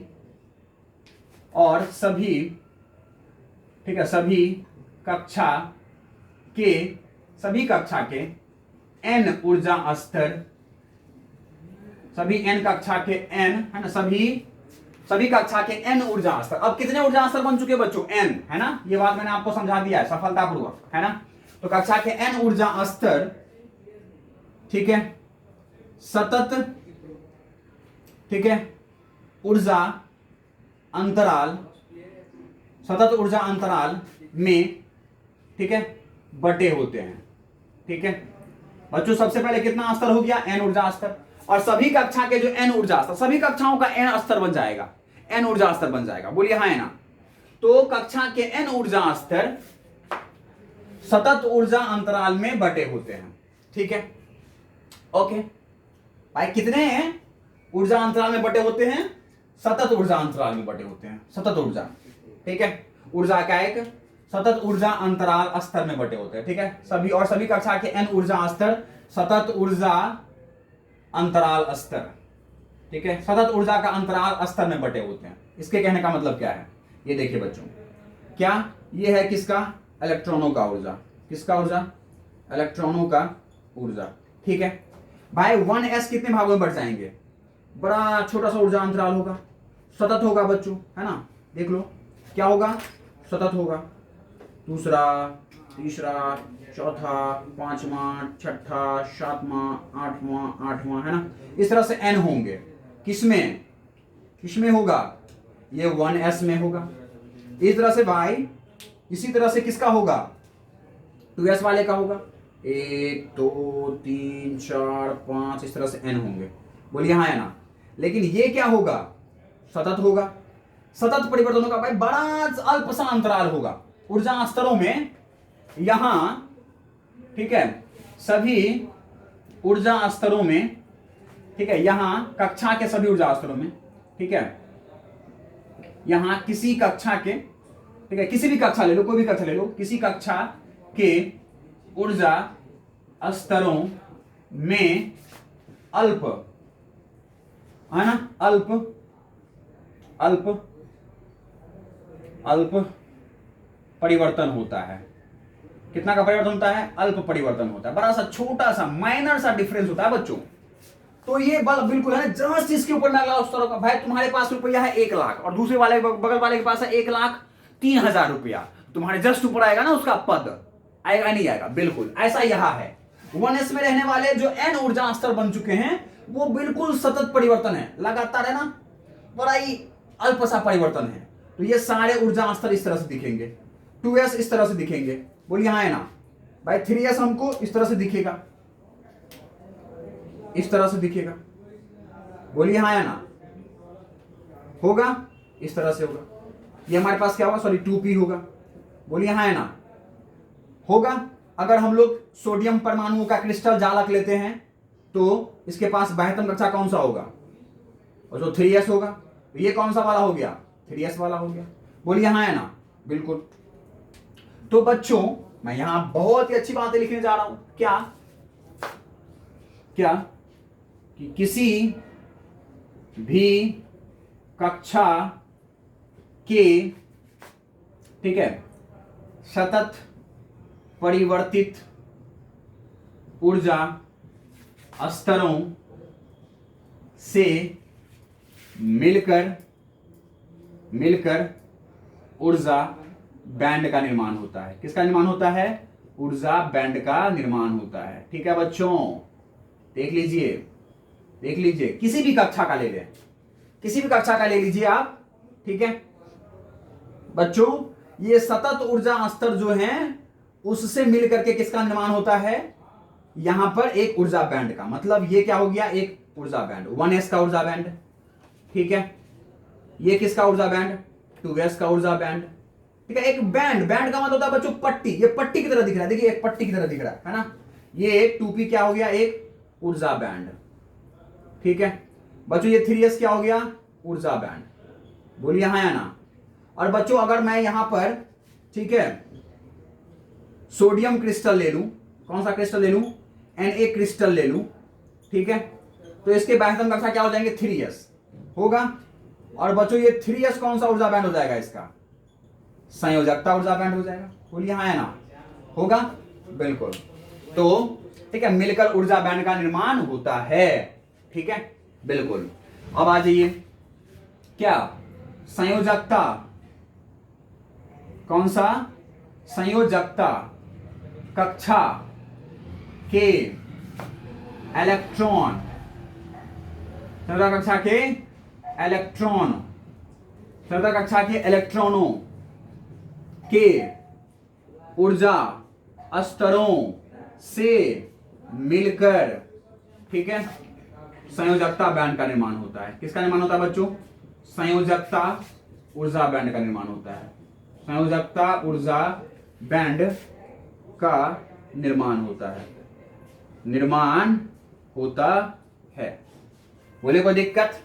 ये संयोजकता ऊर्जा स्तरों से मिलकर के संयोजकता बैंड का निर्माण होता है, तो इसको हम लोग क्या कहेंगे बच्चों, संयोजकता बैंड कहेंगे, ठीक है, इसको क्या कहेंगे हम लोग, संयोजकता बैंड, बोलिए कोई दिक्कत नहीं होना चाहिए, कोई दिक्कत नहीं होना चाहिए। चलिए कोई दिक्कत नहीं होगा। चलिए तो अब भाई अब हम क्या कहें कि ये हो गया संयोजकता बैंड, कोई दिक्कत नहीं होना चाहिए। अब हम लोग लेते हैं बच्चों यहाँ पे उदाहरण, ठीक है, क्या लेते हैं उदाहरण। यहां पे हमने सोडियम क्रिस्टल लिया है। अब आपको पता है अर्धचालक पदार्थ, अर्धचालक युक्ति का निर्माण, अर्धचालक युक्ति का निर्माण तात्विक अर्धचालक, तात्विक अर्धचालक से होता है। किससे होता है? तात्विक अर्धचालक से होता है। तात्विक अर्धचालक कौन कौन है? Silicon and germanium. बोलिए हाँ या ना, कोई दिक्कत नहीं, कोई दिक्कत नहीं बच्चों। सिलिकॉन के पास, ठीक है, n बराबर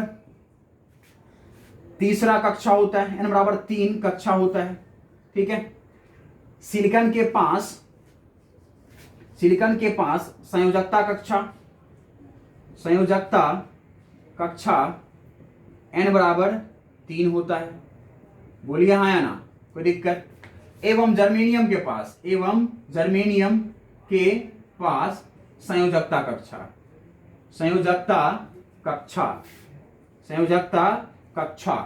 ठीक है, n बराबर 4 होता है, ठीक है।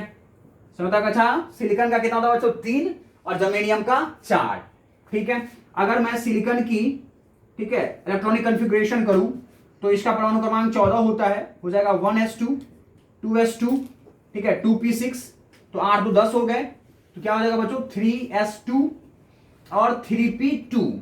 ये होता है इलेक्ट्रॉनिक विन्यास किसका? सिलिकॉन का। तो देख लीजिए तीसरे कक्षा में आया संयोजकता इलेक्ट्रॉन्स, ठीक है। संयोजकता इलेक्ट्रॉन्स इसके पास कितने हैं बच्चों? संयोजकता इलेक्ट्रॉन्स कितने हैं? 4। संयोजकता इलेक्ट्रॉन कितने हैं इसके पास? 4, कोई दिक्कत। अब आप बच्चों जर्मेनियम का ले लीजिए, ठीक है ना, जर्मेनियम का, ठीक है। जर्मेनियम के पास जो बच्चों है ना, जर्मेनियम के पास जो संयोजकता कक्षा होती है वो होती है 4, है ना। मतलब कहे तो 1s2 2s2, ठीक है, ओके, 2p6 3s2 3p6, ठीक है, 3d10 और 4s2 और 4p2। देख लीजिए 8 2 10, 10 तो 12 और 6 18, 10 28, 2 30 और 2 32, है ना। जर्मनी का परमाणु कितना हो गया? 32, है ना। तो बच्चों ये होती है संयोजकता कक्षा। इसका संयोजकता कक्षा कौन सा है? n बराबर 3। इसका कौन सा है बच्चों? n बराबर 4, ठीक है। तो इसके पास संयोजकता इलेक्ट्रॉन्स कितने हो गए? जो संयोजकता इलेक्ट्रॉन्स है बच्चों उसके पास कितने हो गए? 4। तो दोनों के पास संयोजकता इलेक्ट्रॉन्स कितनी होती है? 4 होती है, कोई दिक्कत। सिलिकॉन के पास भी और जर्मेनियम के पास भी, और यही हमारे तात्विक अर्धचालक है। बोलिए हाँ है ना। और इसी से मिला करके हम लोग क्या बनाएंगे? अर्धचालक पदार्थ का निर्माण करेंगे। बोलिए कोई दिक्कत नहीं होना चाहिए। तो सिलिकॉन से जर्मेनियम से भी संयोजकता इलेक्ट्रॉन्स कितने मिलते हैं आपको? 4 मिलते हैं, कोई दिक्कत। बोलिए तो अगर हम लोग Na क्रिस्टल लेने के बजाय अगर हम लोग यहां पर ले ले किसका? सिलिकॉन का ले ले, ठीक है, सिलिकॉन का ले ले, या फिर बच्चों है ना जर्मेनियम का ले ले।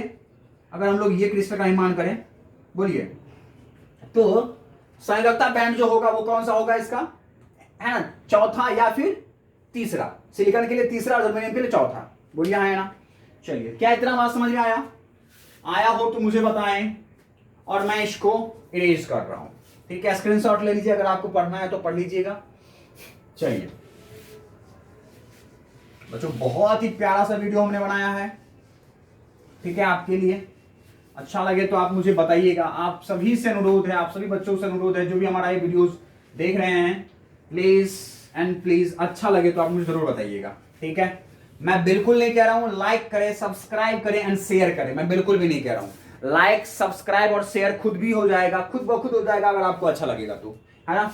तो बच्चों अगर आपको अच्छा लगे तो मुझे कमेंट्स करके बताइएगा जरूर। एक कमेंट्स है जो आप कर सकते हैं, जो मुझे चाहिए, है ना। अगर आप बच्चों देख रहे हैं तो कमेंट्स आई नीड, कमेंट चाहिए मुझे, क्योंकि आपका प्रोत्साहन हमारे लिए काम हो सकता है। एक दवा का काम कर सकता है, एक कोरोना में कोरोना इंजेक्शन का काम कर सकता है, ठीक है, वैक्सीन का काम कर सकता है। चलिए देखिए अब हम क्या समझाने जा रहे हैं आपको। अब देखिए तो बच्चों, अगर हम लोगों ने n परमाणुओं का, ठीक है, सिलिकॉन या जर्मेनियम, ठीक है, n परमाणु का सिलिकॉन या जर्मेनियम क्रिस्टल है हमारे पास, ठीक है। तो बच्चों हमारे पास संयुक्त इलेक्ट्रॉन्स कितने होंगे? संयुक्त इलेक्ट्रॉन्स कितने होंगे? 4n होगा, क्योंकि एक परमाणु में संयुक्त इलेक्ट्रॉन्स कितने हो गए? 4, तो n परमाणु के लिए कितने हो जाएंगे? 4n। बोलिए हाँ या ना? होगा। तो ऊर्जा स्तर इसका क्या होगा? अंदर वाला पूरा एकदम बैंड, एक बैंड बना रखा है, और हमारे पास एक संयोजकता बैंड है। ये अंदर वाले हो गए हमारे पास। ये क्या हो गए बच्चों?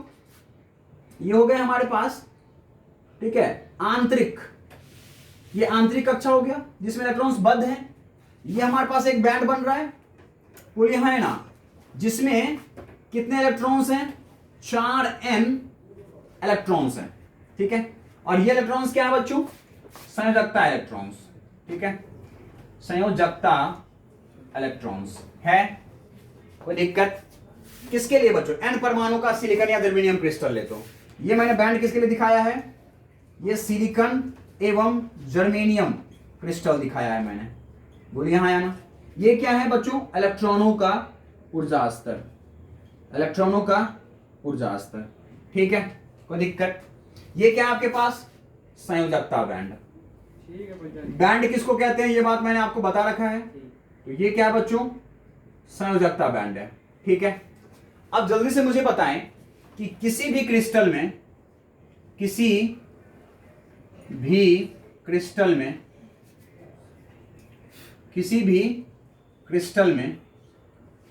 ठीक है, किसी भी क्रिस्टल में इन, या फिर इस क्रिस्टल में, मैं ऐसे लिख रहा हूं, है ना, इस क्रिस्टल में इन 4n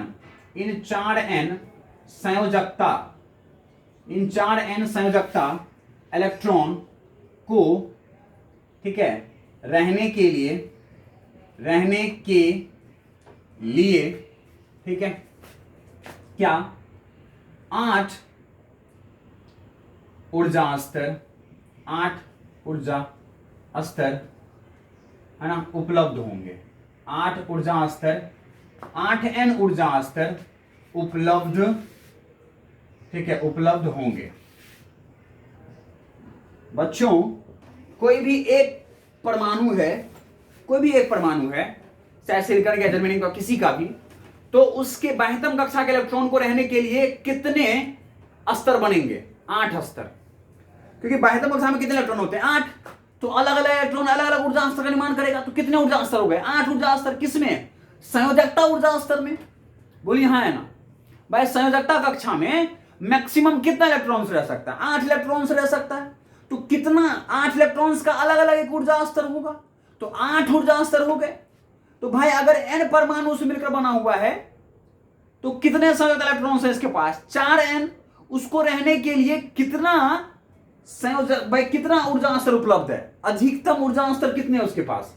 8n अधिकतम ऊर्जा स्तर उपलब्ध है।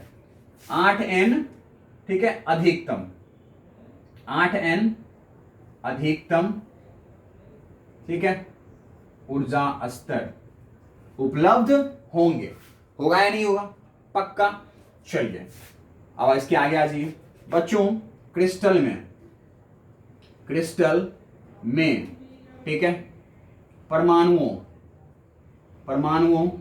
ठीक है, परमाणुओं के मध्य दूरी के आधार पर यह अधिकतम उपलब्ध, ठीक है, उपलब्ध 8n ऊर्जा स्तर दो भागों में विभक्त हो जाते हैं, ठीक है बच्चों, अधिकतम कितने होंगे, 8n ऊर्जा स्तर होगा। हाँ, उसमें जितना ही इलेक्ट्रॉन से उतना ही ऊर्जा स्तर का निर्माण करेगा, लेकिन अधिकतम कितने ऊर्जा स्तर हैं जिसमें इलेक्ट्रॉन्स रखा जा सकता है, 8n। बोलिए हाँ या ना। ठीक है, चलिए आगे बढ़िए।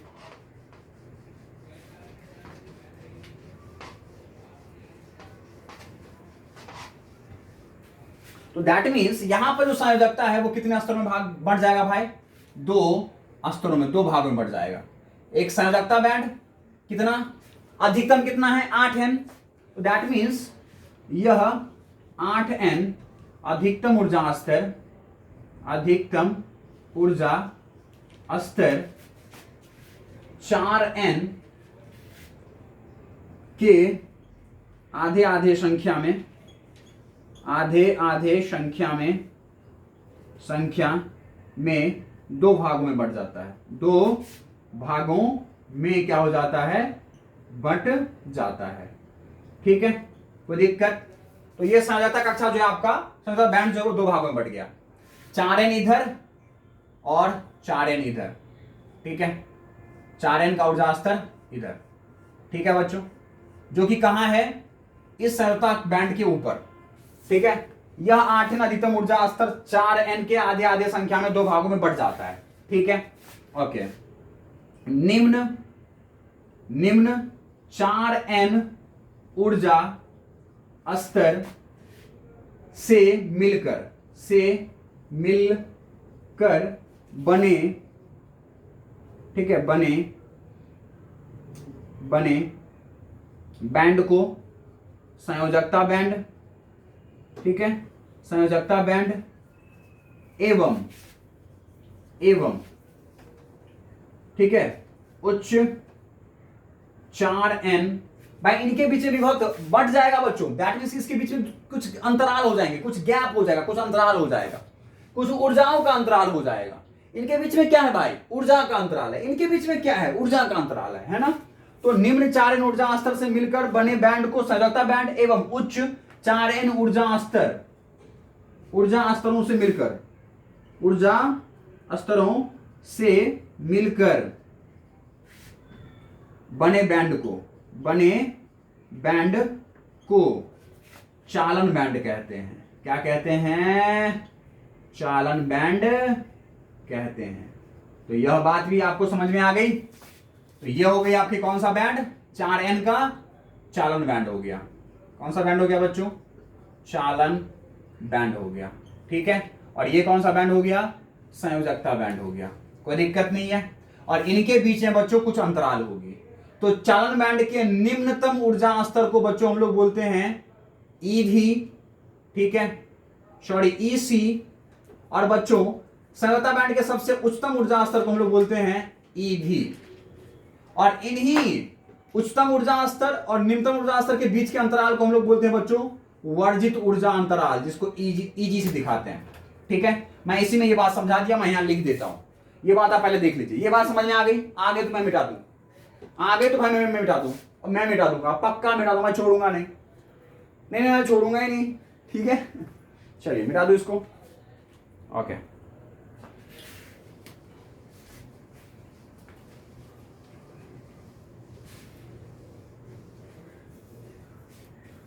अब देखिए बच्चों, तो मैं यहां कुछ बातें लिख रहा हूं। क्या, संयोजकता बैंड के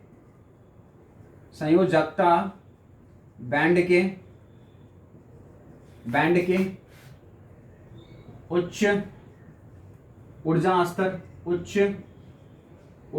स्तर एवं चालन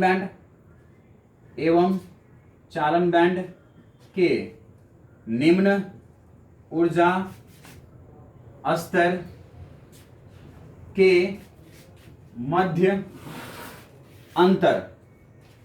मध्य अंतर या अंतराल को वर्जित ऊर्जा अंतराल कहते हैं। वर्जित ऊर्जा अंतराल है ना, वर्जित ऊर्जा अंतराल। इसको इंग्लिश में बोलते हैं बच्चों हम लोग forbidden energy gap, forbidden energy gap कहते हैं। ठीक है, ओके। इसे ईजी से इसे Eg से हम लोग व्यक्त करते हैं, ठीक है। इसे किससे दिखाते हैं हम लोग? Eg से दिखाते हैं। कोई दिक्कत नहीं होना चाहिए। चलिए, तो यह बात भी आपको समझ में आ गई, कोई दिक्कत? दैट मीन्स की जो Eg है बच्चों, वो Eg क्या हो जाएगा? EC माइनस EV, ठीक है, ये होता है, ठीक है। और वर्जित ऊर्जा अंतराल का मतलब क्या होता है? कि एक ऐसा अंतराल जिसमें इलेक्ट्रॉन नहीं जा सकता, इलेक्ट्रॉन को जाने की अनुमति नहीं है, वर्जित है, वो वर्जित क्षेत्र है। समझ आएगी क्या बात? चलिए, तो यह बात भी आपको समझ में आ गई होगी, वो वर्जित ऊर्जा अंतराल, कोई दिक्कत नहीं है।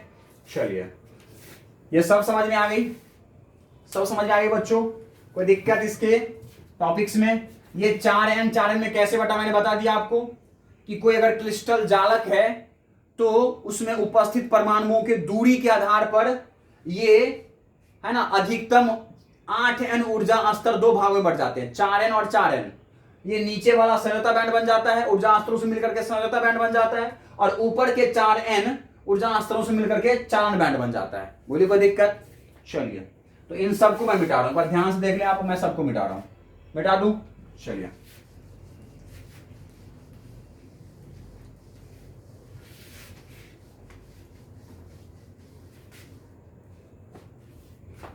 देखिए अब क्या है बच्चों, यहां पर पहला फिगर आपने देख लिया है ना ऊर्जा अंतराल का।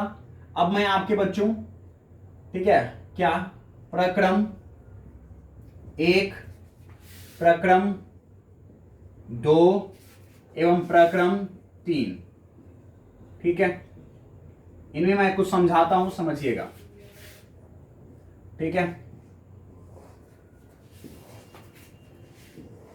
ये 3 प्रकरणों में मैं कुछ समझा रहा हूं बच्चों, समझिएगा। क्या यहां पर मैंने फिगर बनाया किसका बच्चों? यहां तक तो मैंने आपको बना दिया, ठीक है, आंतरिक कक्षाओं, आंतरिक ऊर्जा बैंड, और यहां पर मैंने बना दिया, या फिर बच्चों हम लोग छोड़ो, आंतरिक ऊर्जा बैंड को छोड़ देते हैं, हम लोग केवल संयोजकता बैंड की बात करते हैं, ठीक है। तो ये कौन सा बैंड हो गया? संयोजकता बैंड, ठीक है। क्या होती है बता दिया मैंने आपको। इसके ऊपर में क्या होता है बच्चों? इसके ऊपर में क्या होता है? चालन बैंड, ठीक है, चालन बैंड, ठीक है।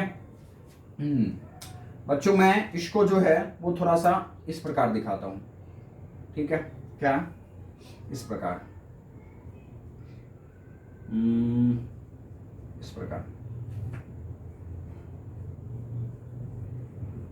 इस प्रकार बच्चों। इसका नाम मैंने दे दिया है EC और इसका नाम दे दिया है EV, ठीक है बच्चों। यहां पर जो एनर्जी गैप है वो होता है 0, ठीक है, क्या होता है? 0। तो ये क्या बन जाता है बच्चों? हमारा धातु बन जाता है, ठीक है, या फिर कहे तो चालक बन जाता है, ठीक है। मतलब कहे तो मैं जल्दी से 2-3 पॉइंट्स में लिखता हूं। प्रकरण पहला मैंने क्या किया, जब, ठीक है, चालन बैंड, जब चालन बैंड का, ठीक है, निम्नतम स्तर, निम्नतम स्तर EC, ठीक है, संयोजकता बैंड के, संयोजकता बैंड के उच्चतम स्तर EV से नीचे आ जाए, या चालन बैंड एवं संयोजकता बैंड, ठीक है, अति व्यापी हो जाए, तब यह चालक पदार्थ होता है। तब यह क्या हो जाता है बच्चों? चालक, या फिर कहे तो धातु पदार्थ होता है, धातु पदार्थ होता है। बोलिए कोई दिक्कत? या क्या बन जाता है बच्चों? धातु।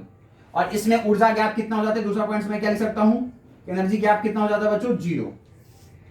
कोई दिक्कत नहीं होना चाहिए। तीसरा पॉइंट मैं बच्चों इसमें लिख सकता हूं कि ऊर्जा गैप कम है, तो दैट मीन्स अनुप्रयुक्त वोल्टता, है ना, क्या कि आप कुछ भी है ना वोल्ट प्रयोग किए, अनुप्रयुक्त वोल्टता या अनुप्रयुक्त ऊर्जा क्या हो, निम्न हो।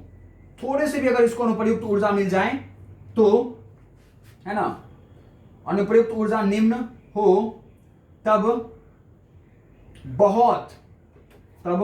बहुत सारे, ठीक है, इलेक्ट्रॉन्स संयोजकता बैंड से, ठीक है, संयोजकता बैंड से, ओके, संयोजकता बैंड से, क्या ये विजिबल है आपके कैमरे में? बिल्कुल, संयोजकता बैंड से, ठीक है, मैं बच्चों इसमें लिख देता हूं, है ना, संयोजकता बैंड से कहां पहुंच जाते हैं? चालन बैंड में, चालन बैंड में पहुंच जाते हैं, ठीक है, पहुंच जाते हैं। कहां पहुंच जाते हैं? चालन बैंड में पहुंच जाते हैं, ठीक है, बहुत सारे। इसीलिए इसमें विद्युत का चालन, ठीक है, आसान होता है। कैसा होता है बच्चों? विद्युत का चालन आसान होता है। क्यों? क्योंकि थोड़ा सा भी ऊर्जा आपने दे दिया संयोजकता बैंड के इलेक्ट्रॉन्स को, तो ये पहुंच जाते हैं कहां पर? चालन बैंड में, और वो विद्युत चालन में भाग ले लेते हैं, ठीक है, हो जाते हैं, और यह विद्युत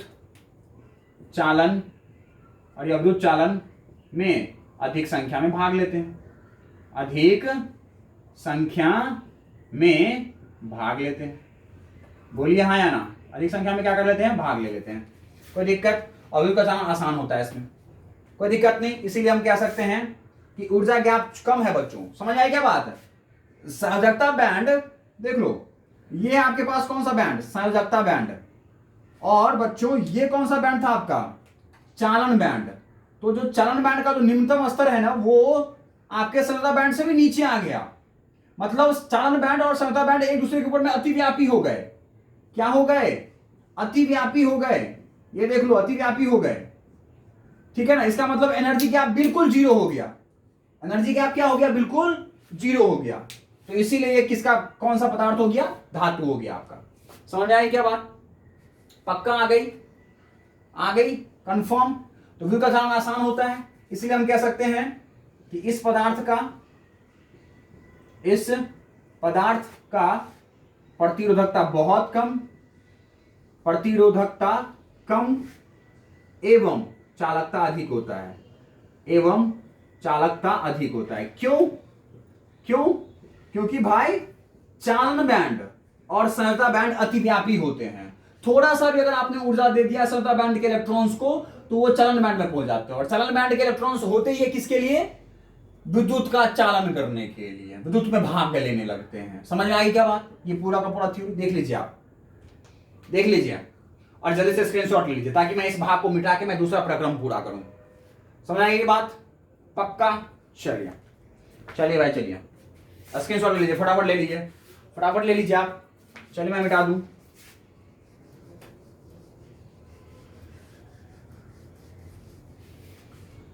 अब आज ये प्रक्रम दूसरे में क्या बच्चों? ये हो गई आपकी कौन सा बैंड?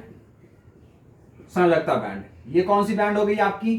चालन बैंड, ठीक है। इसके बीच में जो बच्चों एनर्जी गैप है, वो अगर लेस देन 3 इलेक्ट्रॉन वोल्ट है, ठीक है, तब यह क्या होता है? तब यह पदार्थ होता है जब ठीक है, चालन बैंड, ठीक है, जब मैं यहां पर दे रहा हूं, इसका नाम क्या दिया था हमने बच्चों? ईवी दिया था। इसका नाम क्या दिया था? ईसी। जब ईसी एवं ईवी के मध्य ईजी, ठीक है, 3 इलेक्ट्रॉन वोल्ट से कम होता है,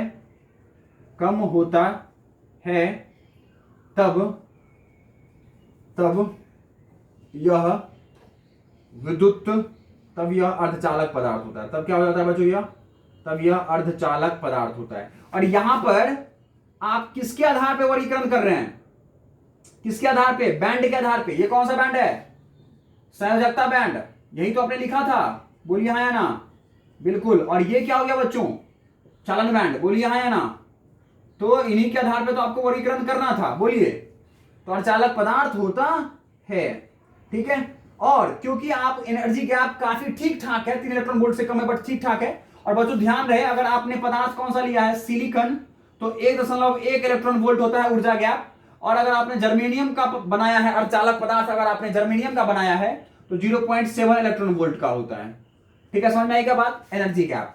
तो है ना, इस पदार्थ में बाह्य से, है ना, बाह्य से, ठीक है, वोल्टता प्रदान करने पर, है ना, वोल्टता प्रदान करने पर, है ना, करने पर, ठीक है, कुछ संख्या या कुछ संख्या में इलेक्ट्रॉन्स, मान लीजिए इसमें इलेक्ट्रॉन्स भरे पड़े हैं, ठीक है ना, तो जैसे आप वोल्टता देंगे ये इलेक्ट्रॉन्स पार करके यहां पहुंच जाएंगे। ठीक है, इलेक्ट्रॉन्स पार करके यहां पहुंच जाएंगे, तो कुछ इलेक्ट्रॉन्स पार कर जाएंगे जिसके पास ऊर्जा आ जाएगा।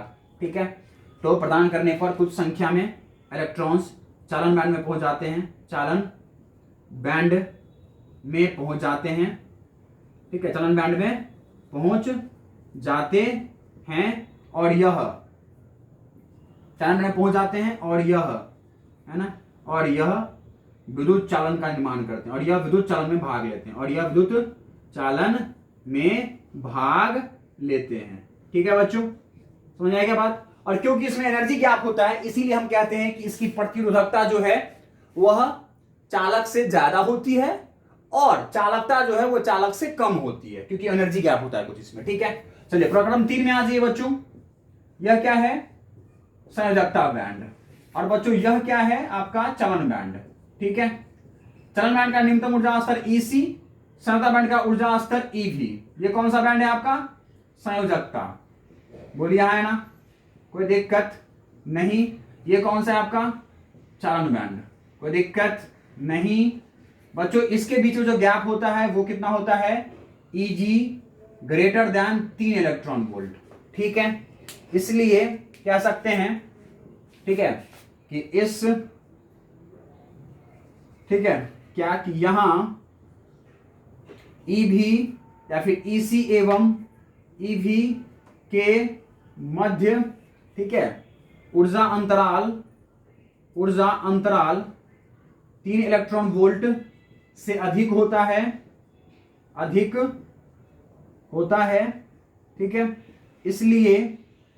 इसलिए संयोजकता बैंड के, इसलिए संयोजकता बैंड, ठीक है, संयोजकता बैंड के इलेक्ट्रॉन्स को चालन बैंड में पहुंचने के लिए, चालन बैंड में, ठीक है, पहुंचने के लिए काफी अधिक ऊर्जा की आवश्यकता पड़ती है, काफी अधिक ऊर्जा की आवश्यकता होती है। ठीक है, काफी अधिक ऊर्जा की क्या होती है? आवश्यकता होती है। इसीलिए इसमें प्रतिरोधकता सबसे अधिक होती है और चालकता क्या होता है बच्चों? बहुत कम होता है। ठीक है, इसलिए ऊर्जा अंतराल ज्यादा है, इसलिए प्रतिरोधकता बहुत ज्यादा और चालकता आपका बहुत कम होता है। समझ आया क्या बात? या बात भी आप दूसरे पॉइंट्स में इसमें लिख सकते हैं, लिख लीजिएगा इनको। ठीक है, चलिए, तो मैंने आपको बड़ा ही अच्छे से बच्चों ऊर्जा बैंड के आधार पे मैंने आपको पदार्थों को समझा दिया। ये आपका क्या था बच्चों? धातु था। ये आपका क्या था? ये आपका अर्धचालक था। कैसे अर्धचालक को डिफाइन किया ये भी आपने देख लिया। ये क्या था आपका? विद्युत रोधी। इसको कैसे डिफाइन किया आपने वो भी आपने देख लिया। ठीक है, कोई दिक्कत? क्योंकि वीडियोस बहुत लंबा हो रहा है इसीलिए मैं इस टॉपिक को थोड़ा सा जल्दी से आपको समझा दिया, लेकिन आप समझ गए होंगे क्योंकि बहुत ही लंबा और बहुत ही विस्तार से मैंने पीछे समझा दिया आपको, तो समझ में आ गई होगी। कोई दिक्कत बच्चों? याद रखिएगा अर्धचालक पदार्थ में एनर्जी गैप क्या होता है? 3 इलेक्ट्रॉन वोल्ट से कम होता है। क्योंकि आप ये चैप्टर ही नाम है अर्धचालक, इसलिए यहाँ पे तात्विक अर्धचालक का निर्माण अगर आप कर रहे हैं, अगर आप सिलिकॉन परमाणु से मिलकर के अर्धचालक युक्त का निर्माण कर रहे हैं तो एनर्जी गैप 1.1 इलेक्ट्रॉन वोल्ट का होता है। ठीक है, ऊर्जा अंतराल, वर्जित ऊर्जा अंतराल।